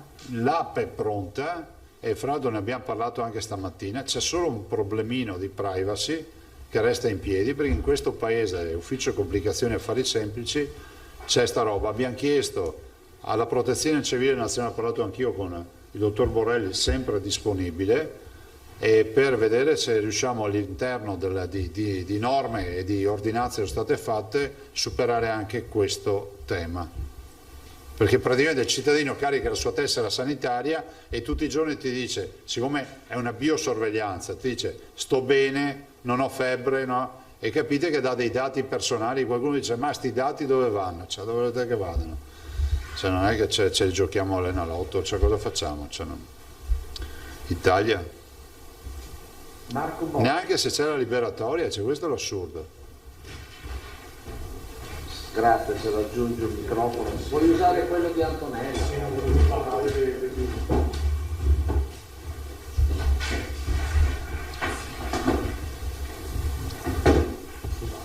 Allora, sento due domande. La prima è tecnica. Io non ho capito bene in quale fascia si colloca il Veneto, cioè c'è fascia verde, fascia gialla, fascia arancione. A metà. Noi siamo sulla gialla in questo momento. In teoria sì. No, perché leggevo in diretta, adesso magari lo dico anche in Repubblica, dice che in fascia rossa ci sarebbero Lombardia, Piemonte e Calabria, in fascia gialla Puglia, Liguria, Campania, tutte le altre in fascia verde. Allora siamo in quella verde, nel senso che abbiamo 1,48, dipende dove, 1,48 di RT e quindi dipende da come c'è. Dagli altri parametri. Quindi può essere che ne siamo in fascia verde. È probabile, di certo non siamo nella fascia rossa, questo è poco ma sicuro. Siamo diciamo ai limiti di quella verde, allora se ci hanno catalogato così. Okay. Il che non vuol dire far salti di gioia, perché io mi preoccupo, perché se tu vai a dire ai Veneti che sei in fascia verde, poi la gente dice beh allora si è finito tutto, no, dobbiamo ancora iniziare. Ripeto, 1100 persone recuperate e 148 in terapia intensiva, che poi non si dica che non l'avevo detto. Okay. L'altra domanda invece è politica ed è questa, di fatto con questo sistema qui diciamo così si è introdotto una sorta di automatismo, cioè ci sono dei criteri però allo scattare dei criteri partono le misure, quindi si è perso un po' di discrezionalità e allo stesso tempo, come posso dire, si sono introdotte effettivamente delle misure differenziate, cioè se il territorio sale ci sono delle misure, quindi il suo giudizio politicamente è positivo o negativo? Ma noi il tema dei parametri della roadmap lo abbiamo caldeggiato, tanto è vero che è stato approvato in conferenza Stato-Regioni. Dopodiché la parte importante è relativa, voglio ricordarvi che le misure che si introducono con il modello dello Stato-Regioni approvato, quello delle fasce, è un modello che poi deve essere interpretato perché valuta i 21 parametri e dice, non so, incentivare le misure di distanziamento sociale, che come dicevo ieri si va dal lockdown a non stringersi più la mano, dipende dove vuoi piazzarti poi nella misura, cioè non è proprio vero fino in fondo che non si possa più discutere. Si discute ma all'interno di un binario. Prima invece potevi dire ma distanziamento sociale io non lo affronto il tema perché chi è che mi dice che devo affrontare il tema? Oggi il tema viene posto. Cioè se venisse essere un meccanismo molto simile. È molto più rapido, ma noi l'abbiamo caldeggiata sta roba. E comunque è stata approvata all'unanimità la conferenza delle regioni. È come il semaforo di fatto. Sì, prima la Commissione Salute, poi i presidenti e dopo direttamente Stato-Regioni. Quindi è passata dappertutto questa griglia. Altre domande al Presidente, Ilaria Marchiori. Sì, buongiorno Presidente, Ciao. poi una domanda anche per l'assessore Lanzarin. Dopo vi lascio gli assessori se volete. Prima è già stato toccato l'argomento con il collega Tosato, però io vorrei entrare nello specifico per quanto riguarda i medici della SING di Treviso, perché il segretario Gorini ha parlato di un tono arrogante e insopportabile del governo regionale. Lei come mio? replica? Se sarà mio, no? Sì. Non Come ho niente, replica, non ho perché niente loro da... dicono nel comunicato che hanno diramato, loro dicono che il documento da discutere e approvare nel corso della riunione che è stata convocata venerdì scorso è arrivato troppo tardi, poi era stato chiesto di rinviare la convocazione, eccetera. Insomma, loro ora non ci stanno. Guardate, intanto lo hanno votato. Cioè, loro hanno votato contro, ma la maggioranza ha votato e vale che il contratto passa, il contratto è formalmente passato e loro lo sanno benissimo. Non cerco polemiche perché andrebbero a beneficio di chi non vuole fare i tamponi, dico che c'è un contratto per fare i tamponi. Invece di preoccuparsi del tono del Presidente della Regione, dicano ai cittadini se vogliono fare i tamponi oppure no. Perché in ospedale ci sono un sacco di medici che fanno i tamponi anche in strada, nei piazzali, dappertutto. Se non abbiamo capito qual è la gravità del sistema, ne prendo atto. Voglio ricordare che il contratto, perché forse non sono stato, come si può dire, uso un termine molto polite, no? Come dicono gli inglesi, forse non ho il dono della chiarezza. Ecco, forse non ho il dono della chiarezza, ma voglio ricordare che se siamo arrivati a un'ordinanza regionale è perché a livello nazionale i loro rappresentanti sono andati al tavolo del Ministero e hanno firmato l'accordo per rendere obbligatorio per tutti di fare i tamponi. Vi avete capito tutti, no? A quel punto il tavolo nazionale richiamava gli accordi regionali, noi abbiamo fatto la replica di quello che è stato fatto, abbiamo recepito l'accordo nazionale che è una modifica del contratto e quindi vale per tutti.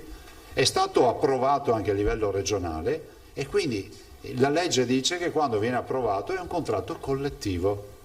Adesso siamo davanti a chi, siccome non riconosce ed è un legittimo, cioè uno può dire io mi rifiuto e poi avrà le sanzioni, allora la colpa è dei toni del Presidente. Per favore, andate a fare i tamponi. Abbiamo bisogno del vostro aiuto, lo dico veramente. Abbiamo forte bisogno. Fate come gli altri 650 vostri colleghi che sono andati a fare i tamponi gratuitamente. E non rovesciate la frittata a noi, non portateci nelle polemiche perché noi non abbiamo mai cercato polemiche. Mai. E ripeto, i medici per noi sono una colonna portante di base, sono una colonna portante della sanità. E questo dibattito non ha fatto nascere alcuni di loro, perché altri, mentre loro dibattono, sono lì che fanno tamponi ai loro pazienti. Questo è quello che sta accadendo. Allora, se il Presidente della Regione non può neanche dire che c'è un contratto da rispettare, allora guardate, i medici abbiamo capito che lavorano in proprio, ma siamo in un paese democratico dove ognuno è tenuto a dire quello che pensa. E io ho l'obbligo di difendere i veneti perché c'è una legge che dice che debbono fare i tamponi e se non li fanno confermo che ci sarà l'azione disciplinare. Se qualcuno ha coraggio di dire che ho detto una bestialità, fatevelo dire, perché è scritto nel contratto che loro hanno firmato. Sì, ma l'accordo è stato recepito in Stato e Regioni, tanto è vero che noi abbiamo solo una colpa. Sapete qual è la colpa? Forse anche qui non ci siamo spiegati bene sul serio sto giro, che siamo stati fin troppo veloci, siamo stati i primi in Italia a fare tutta la procedura. Adesso sono tutte le altre regioni che ci chiedono la bozza dell'ordinanza per farlo uguale. Quindi si sente da distante la cavalleria che sta arrivando. Questo è l'effetto, no? Presidente, mi scusi. Per dire, oggi ce l'ha chiesta al Lazio. Un dettaglio. Quando parla di E poi io non capisco, scusatemi, ma davanti a gente che soffre, con il massimo rispetto che abbiamo per i medici di base, ma vi sembra il momento di stare qui a dire che la regione usa toni arroganti? Ma c'ha per i tamponi, va a fare i tamponi. Dai, basta queste robe. Scusi, quando parla di sanzioni disciplinari è una unica? È previsto dalla legge ai singoli. Secondo voi io posso stare qui a rappresentare la regione e non applicare la legge? No, se me lo dite. Vi risulta che non abbia mai applicato la legge? Si offendono alcuni perché abbiamo detto che la legge prevede le sanzioni. Si prevede le sanzioni e le azioni disciplinari. E chi non li fa, se non ha validi motivi, e ci può essere chi ha validi motivi per non farli, ha l'azione disciplinare e la sanzione. Punto. Se poi il governo decide di togliere le sanzioni e le azioni disciplinari, fa un decreto, le toglie e io vi dirò non possiamo fare nulla. Adesso qua c'è un problema a parlare delle leggi su sto paese. Il problema è che mai nessuno ha posto la questione, noi l'abbiamo posta, questo è il vero problema. Toni arroganti per parlare dei nostri diritti. Bene, chiudi il microfono, grazie. Col Presidente Filippo ancora, poi chiudiamo col Presidente, passiamo all'assessore Lanzarini. Proprio per tornare al punto di partenza, cioè al report, no? Sì, c'è una valutazione clinica di questo picco di decessi che sono importanti, insomma lei stesso ha ricordato che è il dato più alto nella seconda ondata. Ma guardate, e poi scusi, finisco la domanda così poi mi liquida con l'algoritmo, il famoso algoritmo alimentato amorevolmente dall'assessore Bottacini, ci dice qualcosa sull'RT? Ci dà qualche indicazione possibile? Guardate, voi capite che le variabili sono molte e in statistica quando è molte variabili la previsione è sempre una previsione molto, come si può dire, poco puntuale, perché è un ambito, pensate alla variante che se tutti utilizzassero in maniera ossessiva la mascherina, si lavassero le mani, evitassero assembramenti, capite che l'R Conti fa così, perché è una forma di lockdown senza chiudere la gente in casa. Il lockdown che cos'è? Invece nel momento in cui capisco che non riesco più a garantire il distanziamento sociale, dico a tutti di stare a casa loro. Allora usiamo la mascherina, che è una forma di lockdown mobile, è un lockdown della fisicità, no? Ma noi possiamo muoverci però, lavorare, fare le nostre attività. La mascherina protegge assolutamente. Ovvio che nei posti chiusi magari non ci protegge tanto dall'aerosol se non c'è ricambio d'aria, ma la mascherina protegge.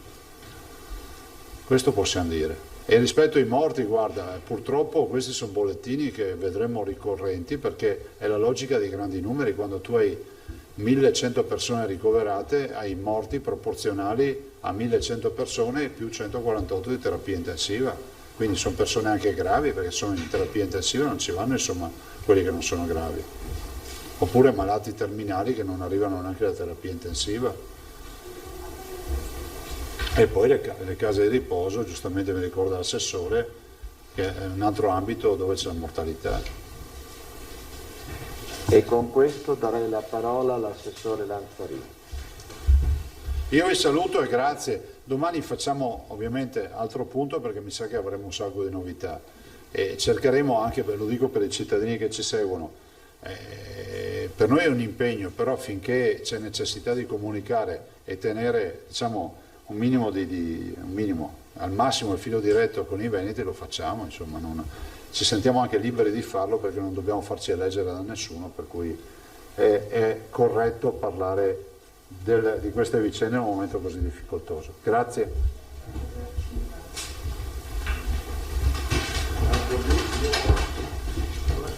Sbarra un po', sta così, chiedo che si segue. Ok, grazie. Allora, chi ha domande per l'assessore Lanzarin? Ilaria Marchiori. Giacomuzzo. Assessore, buongiorno. Dopo le dichiarazioni del governatore della Liguria, lasciamo stare che poi è tornato indietro, insomma, quel primo tweet che ha fatto in merito agli anziani, anche i sindacati veneziani sono insorti chiedendo appunto, non so se le abbiano già scritto una lettera, le sia già arrivata, che ci si metta una mano sulla coscienza per quanto riguarda quelle categorie a rischio, cioè gli anziani, gli ultra settantenni, eccetera. Diciamo, non li vogliamo chiudere in casa, vero? Questo è Ma guardate, l'attenzione credo che noi sulla popolazione anziana l'abbiamo sempre posta, perché c'è comunque, noi sappiamo di avere una popolazione insomma fortemente anziana, no? I numeri ce lo dicono. Ce la siamo sempre posta, abbiamo cercato quindi di dare la massima protezione. I messaggi che continuiamo a dare sono i messaggi anche rispetto ai nipoti, insomma alle generazioni più giovani, di avere quell'attenzione rispetto ai nonni, insomma rispetto alle persone più deboli e più anziane. Quindi la nostra posizione è sempre stata questa e rimane questa, sono fondamentali all'interno della nostra società e in quello che è stata la costruzione appunto delle nostre comunità, e come tale vanno protetti in maniera molto forte. Ok, ma quando si parla di un eventuale lockdown per questa categoria, concretamente cosa significa? Perché magari la proposta che è stata fatta ieri dal Presidente di fascia oraria, sì, potrebbe anche essere una soluzione, ma poi perché molti si stanno un po' preoccupando di queste categorie, quindi ci chiedono ma cosa significa concretamente, cosa potrebbe succedere di noi. Allora, aspettiamo intanto vedere questo DPCM cosa ha all'interno, perché sul discorso degli anziani l'abbiamo sentito all'interno, cioè è partito come norma nazionale all'interno del DPCM. Nelle ultime versioni, o comunque insomma indiscrezioni, non più che versioni perché non abbiamo versioni, ma indiscrezione che leggiamo sui giornali, non sembra più presente. Cioè noi cosa ci siamo posti anche con la prevenzione? Il fatto di dire cerchiamo di proteggerli ulteriormente, quindi avevamo pensato a delle fasce orarie, come diceva il Presidente, per permettere, non so, di andare al supermercato, insomma dei luoghi dove possono essere più affollati, proprio perché ci sia una maggiore protezione. Avevamo ragionato in questi termini, però è chiaro che siamo in attesa, se ci dovesse essere qualcosa all'interno del DPCM non lo sappiamo. Va bene, grazie. Giacomuzzo. Ho parlato prima al Presidente di un concorso per gli infermieri. Il bando è per quanti posti ci sono?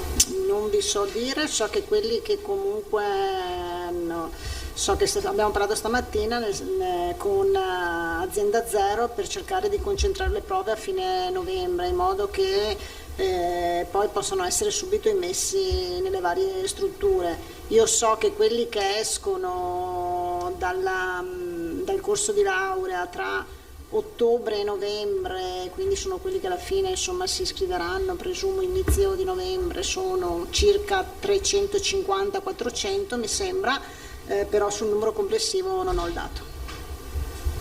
E volevo chiedere una precisazione più magari sulla questione delle terapie intensive del San Bortolo che ha accolto quelle di Verona. Qual era il quadro di criticità di Verona allora? Ma non è che c'era un quadro di criticità, cioè è sempre funzionato che se c'è bisogno comunque nella rete si risponda, quindi non è che c'era Verona che era in sofferenza, ma si è risposto. Vicenza è anche molto vicino a Verona, quindi non vedo nessuna criticità da questo punto di vista. Oggi abbiamo rifatto il punto della situazione rispetto alle attivazioni, rispetto anche a le due strutture private e quant'altro, non sussistono problemi insomma di sorta, però non c'è nessuna anomalia. Altre domande per l'assessore Lanzarin? Sulle prestazioni parliamo domani, perché domani vi diciamo anche come vengono rimodulate le prestazioni in attivazione delle variazioni delle varie fasi. Domande per l'assessore Bottagini?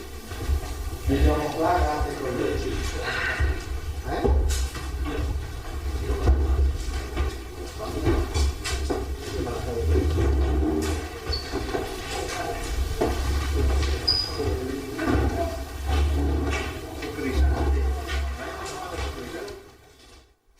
Eccoci qui, siamo tornati in diretta, è appena terminata con le parole dell'assessore Lanzarin, la conferenza stampa del presidente Zaia che ha annunciato alle 15:30 il vertice convocato d'urgenza dal governo per illustrare il nuovo DPCM che dovrebbe essere firmato e quindi poi pubblicato in Gazzetta Ufficiale stasera. Staremo naturalmente a vedere come andrà, tutti gli aggiornamenti nelle prossime edizioni, come vi aggiorneremo anche su questo fronte aperto su cui è tornato proprio il presidente Zaia. Per quanto riguarda i medici di base, la possibilità di effettuare presso i loro studi il tampone. Naturalmente tutto questo nelle edizioni serali dei nostri telegiornali, ma vediamo adesso a presentare i due ospiti che mi hanno raggiunto in studio. Per questo mi vedete con la mascherina indossata in via precauzionale, è un messaggio anche per chi ci guarda da casa sull'importanza di questo dispositivo, e vado subito a ringraziare i miei ospiti e a salutarli: il dottor Giorgio Mazzarolo, dirigente medico dell'unità operativa complessa di chirurgia dell'ospedale di Vittorio Veneto. Buongiorno e ben ritrovato. E saluto anche il dottor Ferdinando Agresta, direttore dell'unità operativa complessa di chirurgia sempre dell'ospedale di Vittorio Veneto. Buongiorno direttore, ben ritrovato. Vi ricordo il numero per intervenire in diretta e fare domande ai nostri ospiti. Il tema di cui parliamo oggi è il ruolo della laparoscopia d'urgenza nella chirurgia del paziente anziano, con le complessità e le difficoltà quando ci si trova proprio ad affrontare un paziente non più giovanissimo. Allora iniziamo dal dottor Mazzarolo per capire che cosa si intende con il termine laparoscopia, che diciamo è una tecnica sempre più usata, dottore.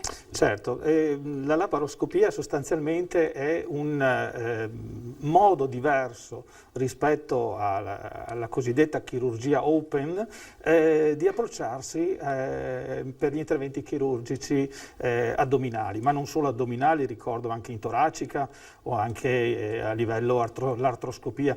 Ecco, è una tecnica che prevede, per quel che ci concerne, e in particolare per il discorso per gli addomi acuti o comunque le patologie d'urgenza addominali, prevede la costituzione di una camera operatoria all'interno dell'addome, cioè in sostanza il creare una cavità riempiendola di anidride carbonica, che è un gas diffusibile non tossico, e consentendoci quindi di penetrare in addome attraverso dei trocar, cioè delle cannule, che ci consentono a loro volta di inserire degli attrezzi chirurgici, quelli che noi utilizziamo sostanzialmente nella nostra vita chirurgica quotidiana, solo che sono degli strumenti altamente tecnologici, ma sono sostanzialmente le pinze chirurgiche,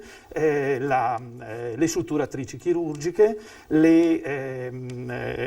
ferri chirurgici di trazione e quant'altro. Questo ci consente di realizzare gran parte degli interventi con quella che noi amiamo chiamare, tutti noi chirurghi amiamo chiamare mini invasività, cioè sostanzialmente il gran beneficio per il paziente è la preservazione della integrità corporea quanto più possibile. La mini-invasività ormai sta diventando, noi che abbiamo vissuto gli anni in cui tutto sommato si parlava solo di chirurgia open, cioè di chirurgia aperta, cioè un taglio addominale più o meno grande, e con tutte poi le sequele anche dolorose che sono connesse. Noi abbiamo vissuto abbiamo avuto il privilegio di vivere proprio la nascita e la crescita, lo sviluppo e vorrei dire quasi per molti interventi anche il trionfo dell'approccio, della mentalità laparoscopica. Ricordo che i primi laparoscopisti, per esempio i primi che hanno inventato interventi di tipo laparoscopico, come per esempio il dottor Sem in Germania, ebbe forti contrasti con il mondo accademico. Mouret stesso, che ha fatto la prima appendectomia nell'87, era stato sospeso dall'Académie Française di Medicina, e molti di noi, soprattutto i nostri maestri laparoscopisti, sono stati in qualche modo tacciati di chirurghi dei videogiochi. In realtà la realtà dei fatti ha dimostrato che questo non è vero, cioè, oramai ci sono degli interventi chirurgici che nessun chirurgo si sognerebbe di affrontare in prima istanza con tecnica open, salvo appunto magari delle precisazioni che più tardi farà il dottor Agresta. Ecco, e allora dottor Mazzarolo, non tutti gli interventi è possibile eseguirli con la tecnica laparoscopica. In quali invece è consigliato, comunque è possibile intervenire così? Sì, certo. Oramai credo sia indiscutibile che l'approccio laparoscopico debba essere attuato e parlo sia in elezione che in urgenza, debba essere attuato nel caso delle colecistectomie. Scusa se la interrompo, chiedo alla regia di mandare in onda la clip AVI, l'abbiamo denominata così possiamo anche supportare con le immagini le sue parole. Prego, dottore, mi scusi per la sua interrotta. Per esempio, appunto, classica, la colecistectomia, ecco qua vedete l'isolamento, vedete le pinzette, il dissettore, le clip, cioè non manca nulla dal punto di vista tecnologico per poter realizzare un intervento con gli stessi risultati e, secondo alcuni studi, addirittura meglio rispetto alla chirurgia open. Però interventi per via laparoscopica sono veramente sono tantissimi. Direi che l'appendicectomia laparoscopica e la colecistectomia non hanno più detrattori.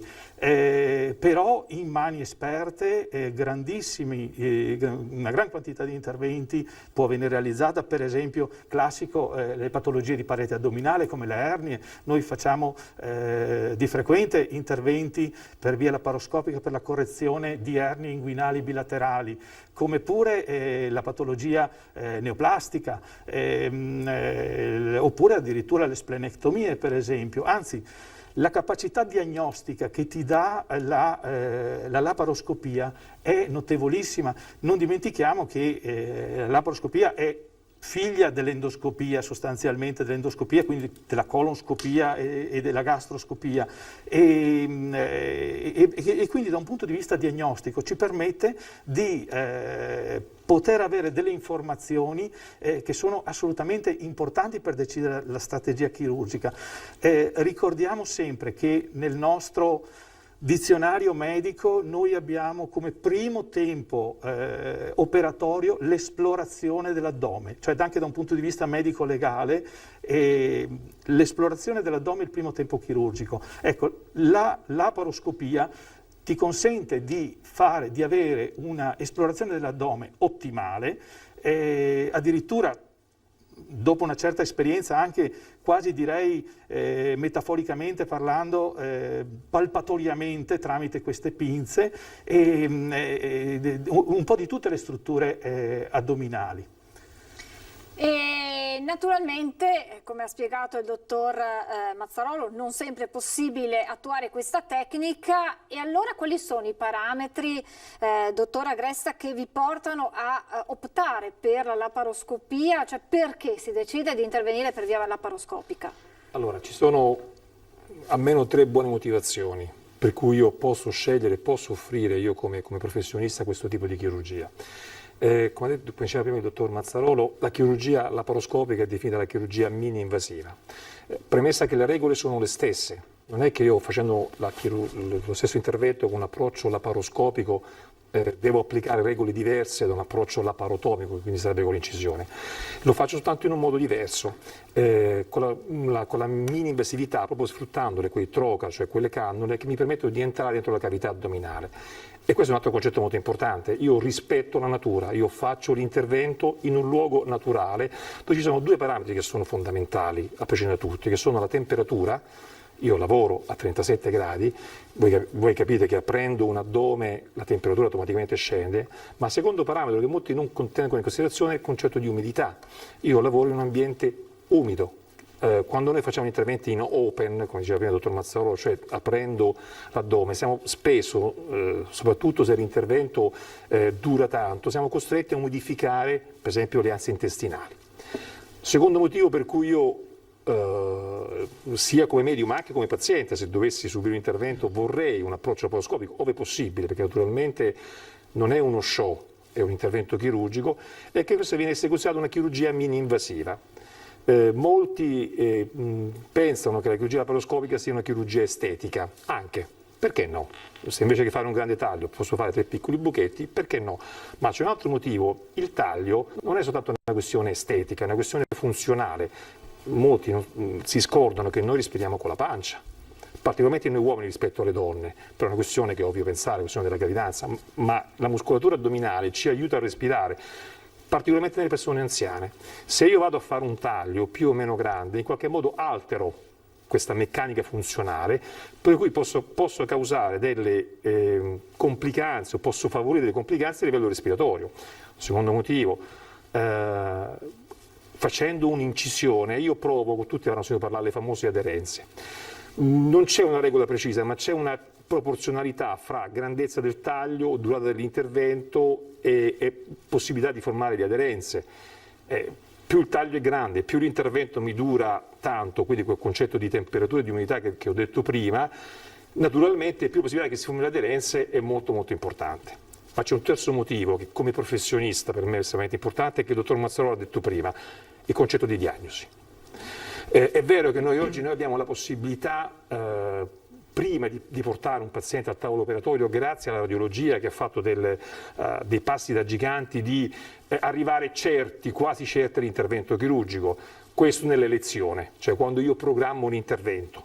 Però nell'urgenza molto spesso questo non è possibile, anche perché molto spesso non puoi fare quella diagnostica radiologica che tu vorresti fare, perché faccio un esempio oggi tanto di moda, l'ATTAC in un paziente anziano non puoi fare il mezzo di contrasto perché magari ha un'insufficienza renale, cioè i reni non funzionano bene, quindi non puoi fare questo. Allora la laparoscopia, proprio perché è figlia, come diceva giustamente il dottor Mazzarolo, della gastro e dell'endoscopia, mi permette di entrare dentro, di capire la situazione, quello che è, e di poi decidere quello che devo fare. Se posso far vedere due filmatini che portano per esempio questo Master esempio qui. Allen Master, chiedo scusa, ho invertito per la regia. Ecco, Grazie. questo per esempio è una signora anziana, è entrata da noi con un quadro occlusivo per questo piccolo buchettino che poi qui abbiamo riparato, è a livello dell'utero. Accanto all'utero ci sono dei ligamenti, una specie di delle vele, ma un buchetto di meno di 1 centimetro. Ora, se noi avessimo fatto questo intervento con la chirurgia open, non l'avremmo visto. Perché naturalmente aprendo avremmo tirato un pochettino l'intestino, scusate, è brutto, però è quello che noi facciamo.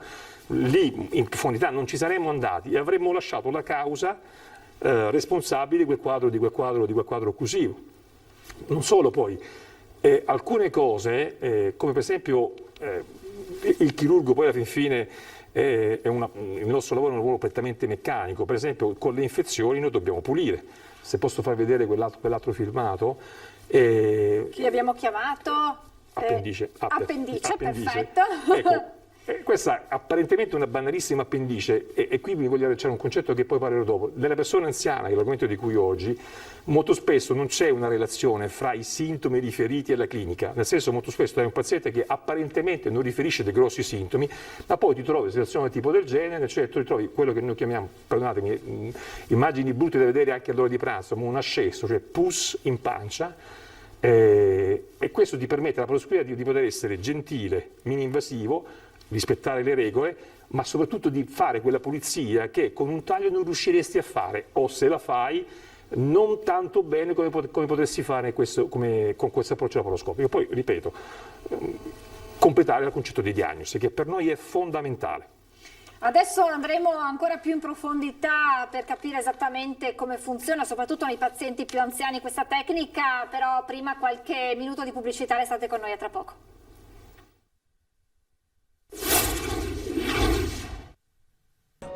Rieccoci in diretta con il dottor Agresta, direttore dell'unità operativa complessa di chirurgia, e il dottor Mazzarolo, dirigente medico sempre dell'unità operativa complessa di chirurgia dell'ospedale di Vittorio Veneto. Dottor Agresta, continuerai con lei e supportandomi anche con le slide, lei le chiami pure man mano, che così i nostri telespettatori capiscono meglio di cosa stiamo parlando, e ricordo anche ai nostri telespettatori il numero 0422 1626 764 per intervenire in diretta se avete domande da rivolgere ai nostri ospiti. Stiamo parlando di laparoscopia, nello specifico nel paziente anziano. Chiariamo subito che cosa si intende per anziano, naturalmente parlando poi di chirurgia e di tecnica laparoscopica, chiariamolo subito, prego dottore. Sì. Mi permetti di dare dei numeri? Assolutamente sì. Non da giocare all'otto, però è importante. In questa diapositiva che voi vedete, una diapositiva pubblicata nel 2010 dall'Organizzazione Mondiale della Sanità, vedete come le due fasce di età, la fascia più giovane, cioè l'età pediatrica e l'età anziana, nel 2010 si sono incontrate. E continuando con questo senso, se mi può far vedere la prossima, noi sappiamo che nel 2050 purtroppo la stragrande maggioranza di noi sarà anziana, ma sarà grande anziano, cioè con l'età maggiore di 80 anni. Il problema non è soltanto l'età, è che naturalmente questo poi comporta, ed è brutto dirlo, ma è un ragionamento che dobbiamo fare, comporta anche dei costi, perché per esempio sono numeri che sono importanti, i numeri che dà l'Organizzazione Mondiale della Sanità, il 41% dei costi ospedalieri sono attribuiti a pazienti che hanno più di 65 anni. Poi tornerò sul concetto di età anagrafica, perché diciamo dal punto di vista generale oggi viene considerato 65 anni come uno spartiacque fra persona matura e persona anziana, anche se non è così. E per quanto riguarda l'Italia, ora anche se questo è un dato assolutamente positivo, perché la nostra età sta aumentando, quindi per esempio noi uomini abbiamo un'aspettativa di vita che arriva a 80 anni, che è tanto, mentre per le donne siamo passati dagli 84 ai 85 anni. Ottimo, però questo comporta che cosa? Che per esempio il 20% degli anziani ha più di 80 anni e il 6% di tutta la popolazione ha più di 80 anni. E questo è un dato che va assolutamente considerato. Altro dato, perdonate, poi entro ancora nella definizione dell'anziano. Quando si parla di un anziano uno pensa soltanto a malattie croniche. È giusto, la stragrande maggioranza, uno pensa al diabete, patologie di cuore, patologie respiratorie, quindi patologie croniche. Non è soltanto così, perché l'anziano, dottoressa se può far vedere la prossima, anche lui le patologie in acuto. Il 21% oltre i 60 anni è un numero estremamente grande se noi lo paragoniamo al 12% di chi ha sotto i 12 anni. Ma questo non solo, è un dato anche riportato in letteratura internazionale. Ora, è velocissima, brutta, perdonate, questa è una di quelle positive che noi proiettiamo ai congressi, per dire che tantissime patologie sono a carico dell'anziano, ma uno potrebbe dire, vabbè, ma questo è un report internazionale. Nel 2018 abbiamo fatto uno studio qui in Italia molto bello, ideato dai colleghi di Roma, ma poi che ha coinvolto tutta l'Italia. E questo è un dato molto importante, quando noi riusciamo a fare riunione portiamo dei numeri che sono assolutamente significati, che dicono che cosa? In 6 mesi sono stati esaminati più di 2000 interventi fatti in pazienti over 65 anni. Ora, quello che voi vedete, la causa maggiore è la patologia del grande intestino, dalla patologia tumorale alla patologia del sanguinamento. Poi la seconda patologia è la patologia della colecisti, cioè le famose colecistiti acute, cioè l'infiammazione di quell'organo situato sotto il fegato. E sono tutte procedure che richiedono poi l'intervento chirurgico. La terza procedura sono le ernie. In urgenza noi dobbiamo curare le ernie, particolarmente nel paziente anziano, e quindi anche qui la possibilità di poter offrire una chirurgia gentile è una cosa estremamente importante. La quarta causa, la patologia del piccolo intestino, quasi generalmente dovuto alle famose aderenze di cui parlavamo prima, quindi vuol dire soggetti operati in età giovanile con un approccio laparotomico, quindi con un taglio, anche una banale appendice, poi queste aderenze sono formate, sono diventate sintomatiche quando il paziente era in età adulta. Ma quello che vorrei dire, l'ultima causa che viene vista sono le appendiciti.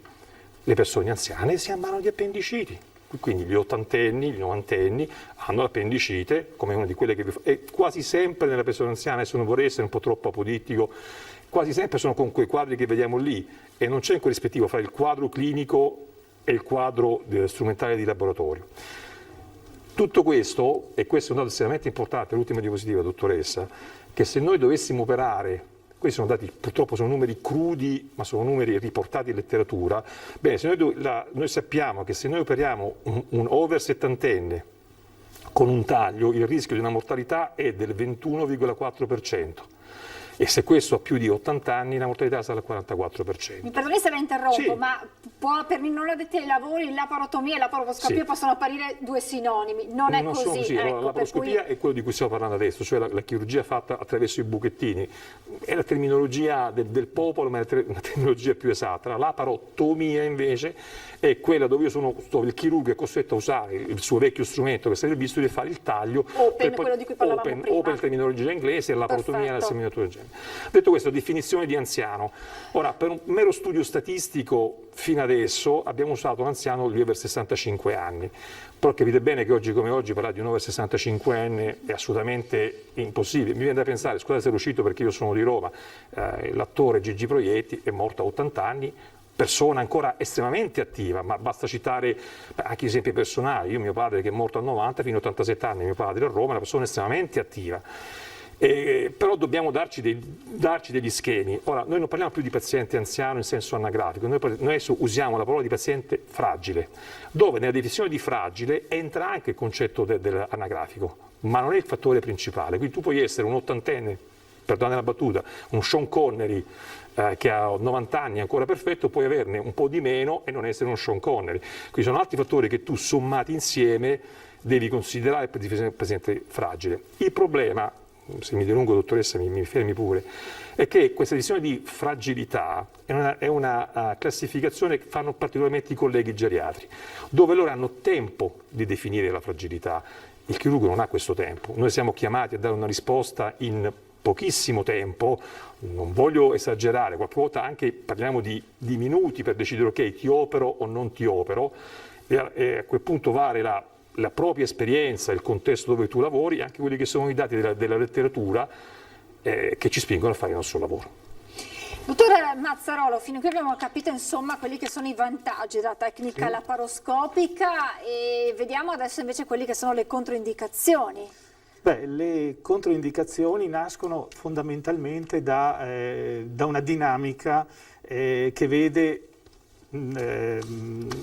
coinvolti vari specialisti. Noi come chirurghi chiaramente poniamo le nostre indicazioni correlate alla patologia in atto, quella che abbiamo diagnosticato, che magari o andremo a diagnosticare. Già quando ci laviamo al tavolo operatorio stiamo già pensando anche al piano B, a volte anche al piano C, in base a quello che troveremo. Ecco, però naturalmente prima di arrivarci, soprattutto nel paziente fragile o nel paziente molto fragile, è necessario anche la condivisione con altri specialisti, in particolare con i clinici e soprattutto con gli anestesisti. Allora, le controindicazioni sono quelle che noi possiamo dire, quando parliamo di medicina, noi siamo abituati a fare sempre delle classificazioni. La più semplice che a cui possiamo pensare è controindicazioni di tipo assoluto e controindicazioni di tipo relativo. Allora, nella controindicazione di tipo assoluto, cioè questo paziente non si deve operare, ecco che un po' la fa da padrone l'anestesista, cioè l'anestesista che è deputato proprio a valutare nella sua globalità e anche con un'ottica che è diversa da quella, come diceva il dottor Agresta prima, noi chirurghi in fondo siamo dei tecnici in gran parte, anche se vorremmo e speriamo di essere dei clinici, però l'anestesista vede il paziente nella sua globalità, spesso si avvale anche della consulenza del cardiologo, dell'internista, del nefrologo, a seconda delle patologie preminenti.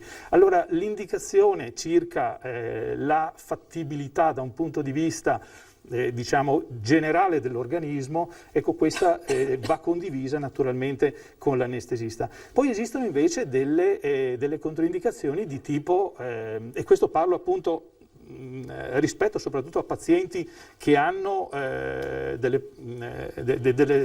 situazioni di fragilità o di fragilità molto importante. Ci sono naturalmente dei parametri che l'anestesista e noi valutiamo, per esempio pazienti scoagulati, cioè sono stati appunto negli studi che sono stati fatti per dare un assessment di questi pazienti, si è visto che esistono dei parametri che sono diciamo forieri che ti possono predire diciamo l'insuccesso o addirittura situazioni poi di post-operatorio grave. Per esempio appunto il paziente pazienti scoagulati, pazienti anemizzati, pazienti con insufficienza respiratoria acuta, pazienti con insufficienza renale. Ecco, e tutte queste, diciamo, condizioni sono effettivamente importanti. Invece noi chirurghi abbiamo proprio per quello che diceva prima il dottor Agresta, cioè il fatto diciamo che noi dobbiamo comunque confrontarci alla fin fine con un addome. Ecco, questo addome può essere anche il cosiddetto addome ostile, cioè un paziente plurioperato. Ostile perché noi andiamo con i nostri ferri come un po' alla guerra e ce lo troviamo che già di per sé non è un addome vergine ma un addome plurioperato. Le aderenze intestinali possono in certe situazioni creare dei grossi problemi. Anche lì un tentativo a volte si può fare, va sempre studiato diciamo, e pensato prima quale può essere l'approccio migliore, se con la puntura diretta, con l'ingresso diretto tramite trocar oppure tramite un ago, l'ago di Verres, per creare il pneumoperitoneo, ma la controindicazione relativa è il fatto che non si possa creare un pneumoperitoneo. Esiste anche una chirurgia laparoscopica isobarica che in passato andava, si è utilizzata e forse si utilizza ancora in certi contesti, che però praticamente prevede il fatto di non creare un pneumoperitoneo. È chiaro che la cavità in cui si lavora è molto piccola, però ha il vantaggio di non avere problematiche legate all'anidride carbonica e al fatto di dover creare appunto questo pneumoperitoneo. Ecco, una domanda che mi è venuta in mente finché parlava il dottor Mazzarolo. Il tipo di anestesia varia se si interviene per via laparoscopica o in open? Cioè è possibile fare anche cioè viene sempre fatta un'anestesia totale? Sì, l'anestesia, allora è possibile anche, forse su questo magari il dottor Agresta potrebbe dare... L'intervento, come ho detto prima, le regole sono lo stesso. Lavoriamo dentro la cavità addominale, quindi è ovvio che il paziente deve assolutamente dormire. Il tipo di anestesia quindi è assolutamente lo stesso. Io parlavo di un'anestesia di tipo generale. Però negli interventi programmati, proprio perché è quella chirurgia mini-invasiva più gentile, questo può permettere, non è il mio campo, quindi chiedo scusa ai colleghi anestesisti se magari dico che cosa... Colpa mia che ho fatto la domanda! C'è un bellissimo rapporto, che noi dobbiamo e vogliamo avere un bellissimo rapporto con gli anestesisti perché sono davvero il nostro alter ego positivo. Per esempio oggi si parla tanto di maschera laringea, quindi il fatto di non dover più intubare il paziente, ma di poter mettere questa maschera, che anche questo è una maschera meno invasiva e permette anche dell'utilizzo dei farmaci in maniera diversa. Bene, in laparoscopia questo è possibile, ti permette assolutamente questo. Naturalmente parliamo di interventi in elezione, non interventi in urgenza, certo, dove ci sono tantissime problematiche. Faccio l'esempio, il digiuno, le famose 6 ore canoniche prima dell'intervento chirurgico, che in chirurgia elezione programmata noi rispettiamo sempre, qualche volta in urgenza non riusciamo a rispettarlo o non sappiamo se il paziente è in digiuno perché magari è un paziente non collaborante o non attendibile, come per esempio un paziente anziano. Ed è possibile comunque, molti si chiedono perché quando io devo fare un intervento programmatico devo rispettare una serie di attenzioni e poi invece in emergenza non importa, chiaramente in emergenza si fa di tutto, certo, ma quali sono i rischi? Io sto un attimo divagando, ma no. È per dare delle informazioni ancora più complete ai telespettatori. Il rischio maggiore che teme l'anestesista ma che poi temiamo anche noi è che nel momento dell'induzione dell'anestesia, nel momento in cui l'anestesista intuba il paziente, ci possa avere un rigurgito da materiale dello stomaco. Questo cosa vuol dire? Siccome lui per intubare apre le vie respiratorie, voi capite che invece che uscire dalla bocca trova una via preferenziale, va dentro la cavità polmonare, quindi si chiama proprio polmonite ab ingestis, cioè ti ho aperto una strada, la via preferenziale è questa. Quindi elezione è assolutamente obbligatorio. In urgenza cosa facciamo? Noi tentiamo di fare qualcosina prima che ci aiuta, esempio, scusatemi se cito questi esempi, mettiamo un sondino nasogastrico, cioè cerchiamo di svuotare lo stomaco prima dell'intervento chirurgico o se è possibile e il tempo ce lo permette, posticipiamo, cioè si chiede alla persona da quanto hai mangiato, non so, 2-3 ore, ok, se è possibile, se il quadro clinico ce lo permette, aspettiamo 3 orette prima di intervenire proprio per poter svuotare il più possibile la cavità gastrica, che per noi è fondamentale. Grazie per questa precisazione. Dottor Agresta, che cosa si intende per conversione? Dottoressa, lei ha sentito che io sono di Roma, quindi è cresciuto sotto il cupolone, quindi Vaticano, educazione cattolica. Quando a me parlano conversione è un termine che a me non piace, perché mi viene sempre in mente la figura di San Paolo sulla via di Damasco, che sta facendo qualcosa di errato, buon Dio gli appare e dice guarda devi tornare indietro. Non so per quale motivo questo tema è stato portato poi anche nella nostra pratica clinica. Io per quel discorso che ho fatto prima, a me non piace usare il termine conversione, ma mi piace il termine proseguire. Cosa vuol dire? Io entro con il laparoscopio, vedo la situazione per X motivi che possono essere una situazione più complicata. Tenete conto che molto spesso noi abbiamo anche delle infiammazioni dove l'anatomia, che per noi è fondamentale, è completamente sovvertita, come io su questo tavolo, che adesso è ben in ordine, avessi tutto in maniera disordinata, o perché trovo della situazione che io non mi aspettavo, non mi sento sicuro, questo sta molto all'onestà etica e professionale del chirurgo, non mi sento sicuro di proseguire con questo tipo di approccio, ho capito però la situazione qual è, allora converto, ripeto, è un termine che a me non piace, allora proseguo andando in laparotomia.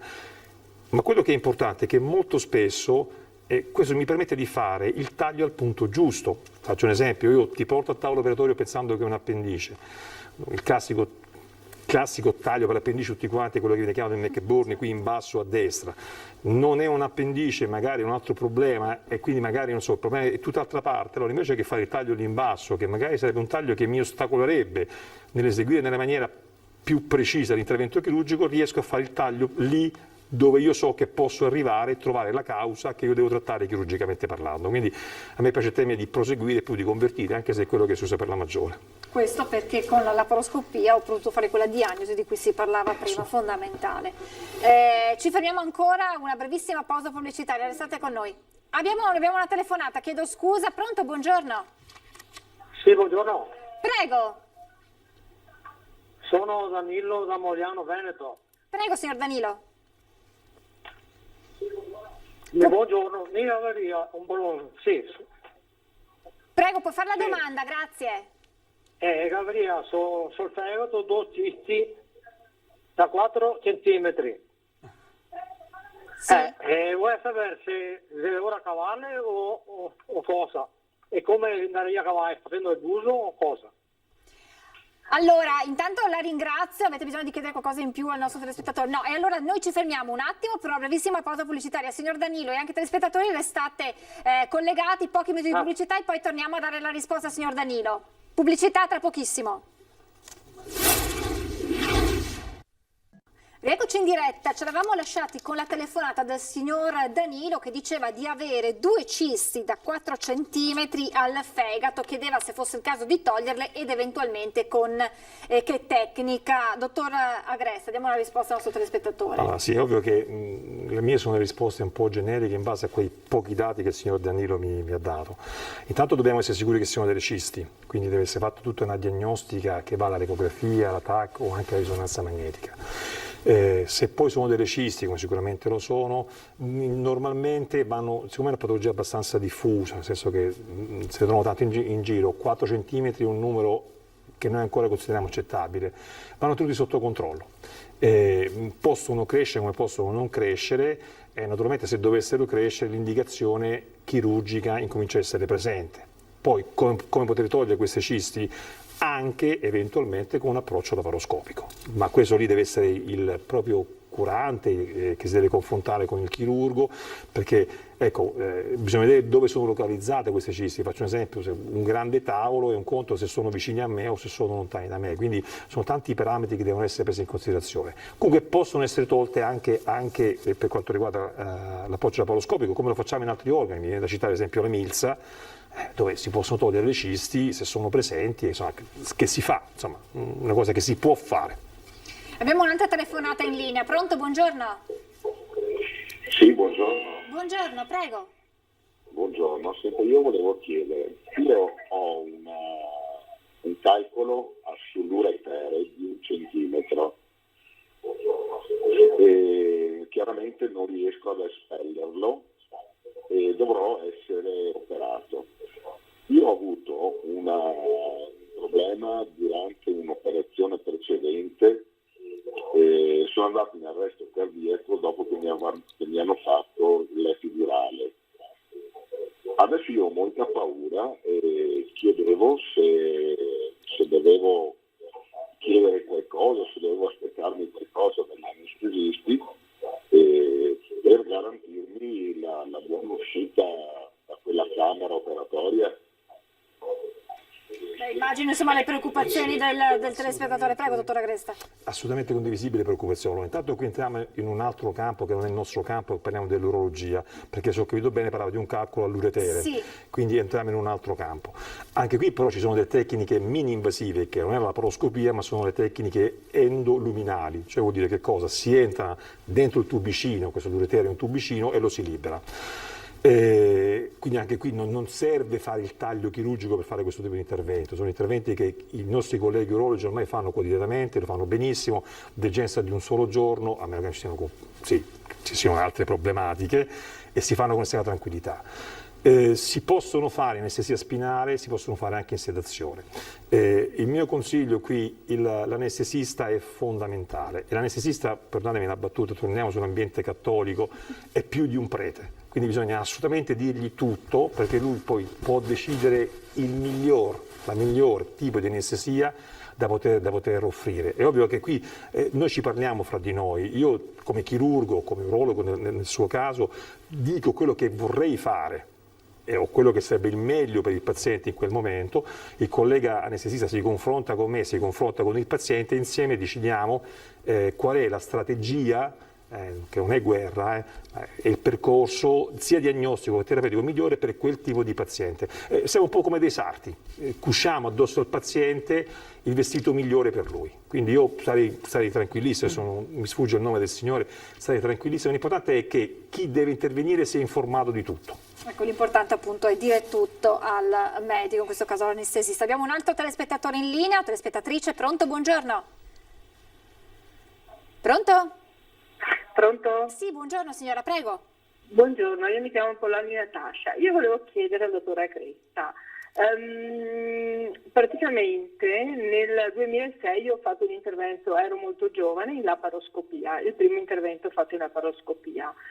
Adesso mi avevano trovato all'epoca un'ernia ombelicale, non sono stata operata perché mi hanno detto che dovevano inserire una rete ed ero troppo giovane ed era meglio di no per eventuali gravidanze, eccetera. Adesso praticamente l'ernia nel mese di gennaio era sotto controllo perché mi dava fastidio ed era di 6 cm. Adesso andando avanti si è ingrandita a 10 cm. Ho appena fatto un attacco ieri di controllo.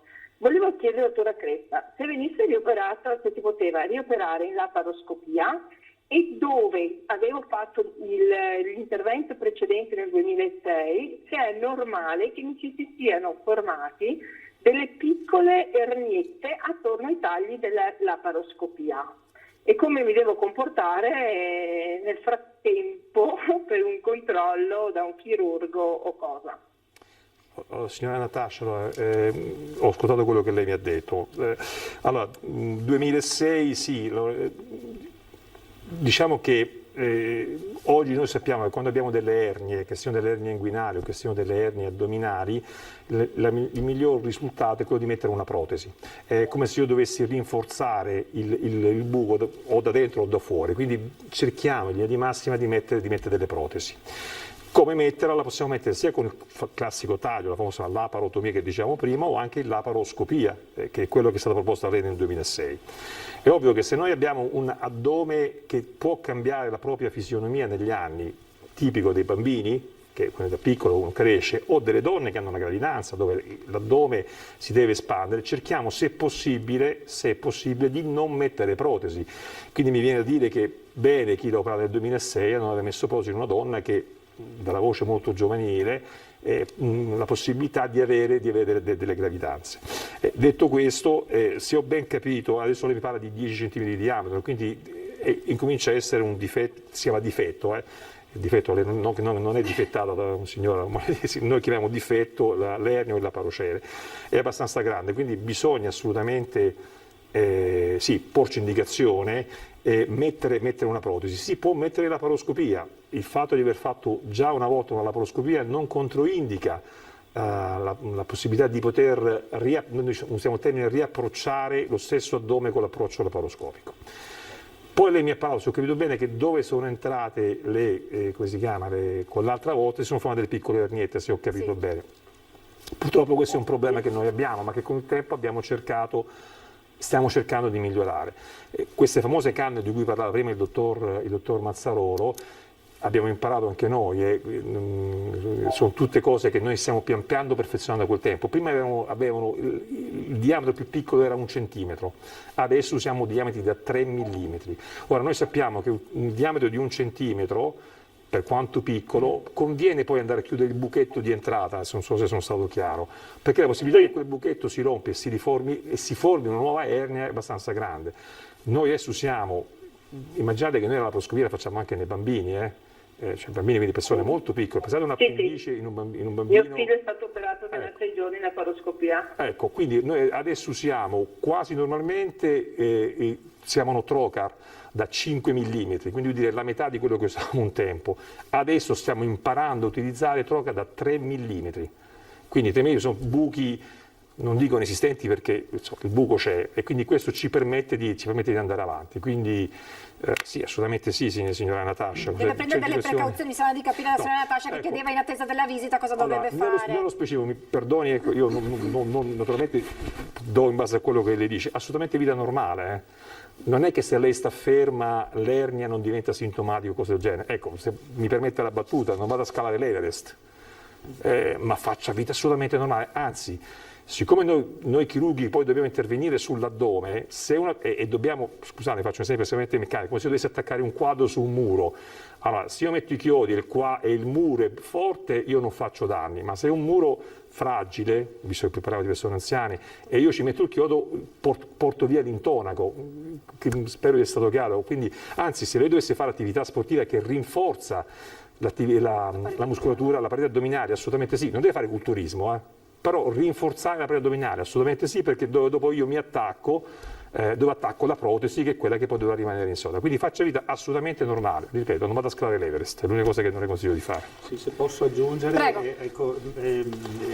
sarebbe raccomandabile, se la signora non l'ha fatto, realizzare un TAC per parete addominale. Quando ci sono dei difetti di parete, soprattutto in pazienti già operati, un TAC è estremamente utile, perché a noi dà visivamente anche le coordinate un po' della situazione, ci dà anche delle dimensioni abbastanza reali su quelli che sono il difetto, che a volte ecograficamente può essere sovra o sottostimato, essendo l'ecografia un esame che è dipendente fondamentalmente da valutazioni dell'operatore, mentre la TAC è più oggettiva. Grazie per speriamo di essere stati, ma immagino di sì, insomma avete dato una risposta molto precisa alla nostra telespettatrice, la signora Natascia. Abbiamo ancora 5 minuti, però vorrei completare il quadro generale di questa, delle laparoscopie. Dottor Mazzarolo, possiamo dire che le erniette di cui parlava la signora Natascia fanno parte delle complicanze legate a questa tecnica? Potrebbe sicuramente essere il caso. Le complicanze in chirurgia accompagnano il chirurgo, e vi garantisco che tutti i chirurghi hanno avuto, anche i più bravi, delle complicanze e non ti fanno dormire la notte delle volte. Devo dire, le complicanze della laparoscopia sono sostanzialmente, possono essere quelle generiche che ha tutta la chirurgia. Oppure possono essere proprio specifiche del tipo particolare di approccio laparoscopico. Le complicanze generiche sono quanto di più effettivamente come dire, generico possa esserci in chirurgia, ovvero cominciando dalle le stesse erniette post-operatorie,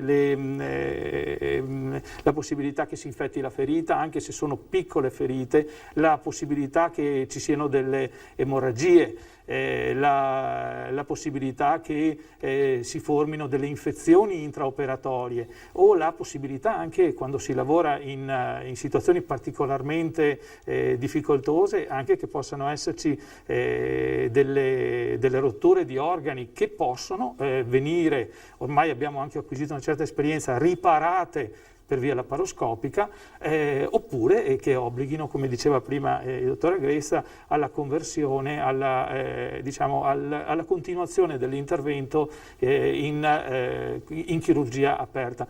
E poi ci sono le complicanze proprio specifiche. Voi immaginate, ad esempio, nel momento in cui si induce il pneumoperitoneo, ovvero si entra dentro o con il lago per insufflare all'interno dell'addome il gas, oppure la tecnica che noi adottiamo di entrare direttamente con il trocar, la possibilità descritta di lesioni di strutture. Ecco, queste sostanzialmente sono, è un po' il rischio. Diciamo una cosa, ecco, che la laparoscopia però, e ritorniamo al discorso di cui diceva prima il dottor Agresta, cioè la capacità diagnostica della laparoscopia ti consente di poter vedere comunque se il danno è stato fatto, proprio perché tu entri ed esplori l'addome. In chirurgia aperta talvolta questo non è possibile, proprio perché non puoi dominare tutto l'addome. Grazie anche per questo chiarimento. Abbiamo una telefonata in linea. Pronto? Buongiorno. Pronto? Sì, buongiorno. Allora, io volevo... Signora, le chiedo di abbassare l'audio della televisione, altrimenti c'è un ritardo che crea confusione. Grazie. Un momento. Grazie. Sì. Prego. Sì. Un momento. Allora, io chiedevo al dottore se si può fare per una terza volta una laparoscopia, perché sono già stata operata una volta per togliere un rene, la seconda volta per togliere una cisti renale che impediva di urinare. Adesso mi hanno trovato nella colecisti un polipo di 4 millimetri. Per ora mi hanno detto che non è da operare, però da tenere sotto controllo. Eventualmente, se c'è una terza laparoscopia, c'è qualche controindicazione? Grazie signora, chiarissima. Il caso, come mi hanno detto, è esatta la diagnosi per dire no, non c'è bisogno di operare, si può aspettare con questo polipo di 4 millimetri. Chi vuole rispondere? Dottor intanto, se il caso, la prima domanda che ha fatto la signora, se bisogna intervenire o se si può aspettare come è stato consigliato per questo polipo. Sempre rispondendo in base alle notizie che mi ha dato la signora, un polipo di 4 mm va tenuto sotto controllo e soltanto se aumenta di dimensioni. In genere sono due parametri che vanno considerati: la velocità di aumento delle dimensioni, cioè in pochissimo tempo aumenta di dimensione. Viene considerato poi normalmente, quando si avvicina al centimetro, viene considerata un'indicazione importante per poter togliere la colecisti. Quindi sì, va tenuto sotto controllo e poi si fa questo. La seconda risposta, sì, che certo si può fare la laparoscopia.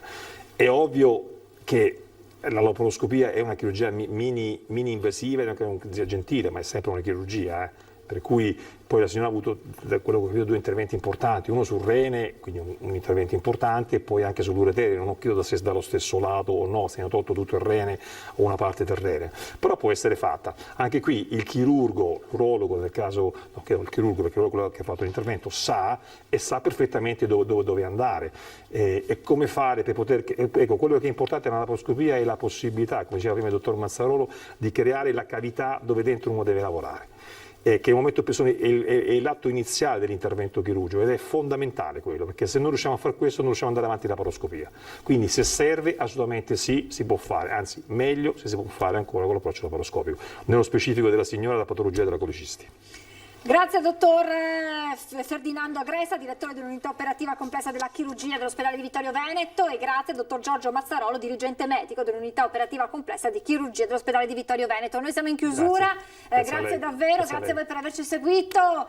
L'informazione di Antenna 3 torna questa sera a partire dalle 18:30 con le edizioni serali dei nostri telegiornali. Grazie ancora e buon proseguimento di giornata.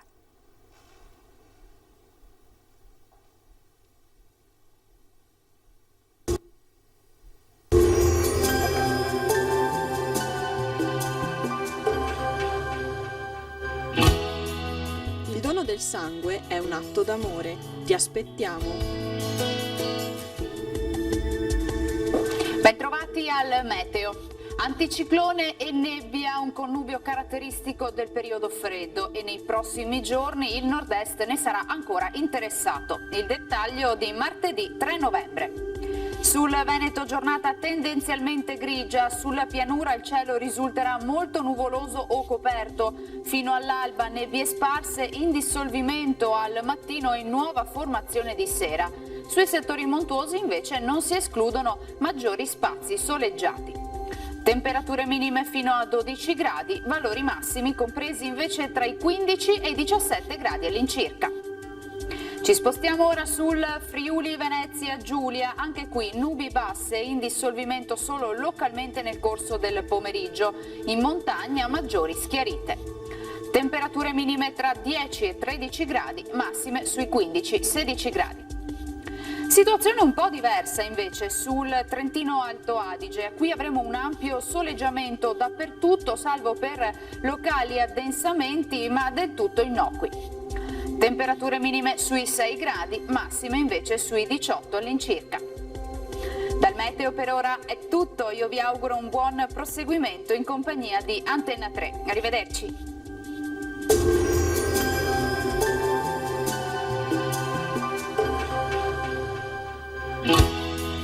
Se puoi, dona, se non puoi, spargi la voce.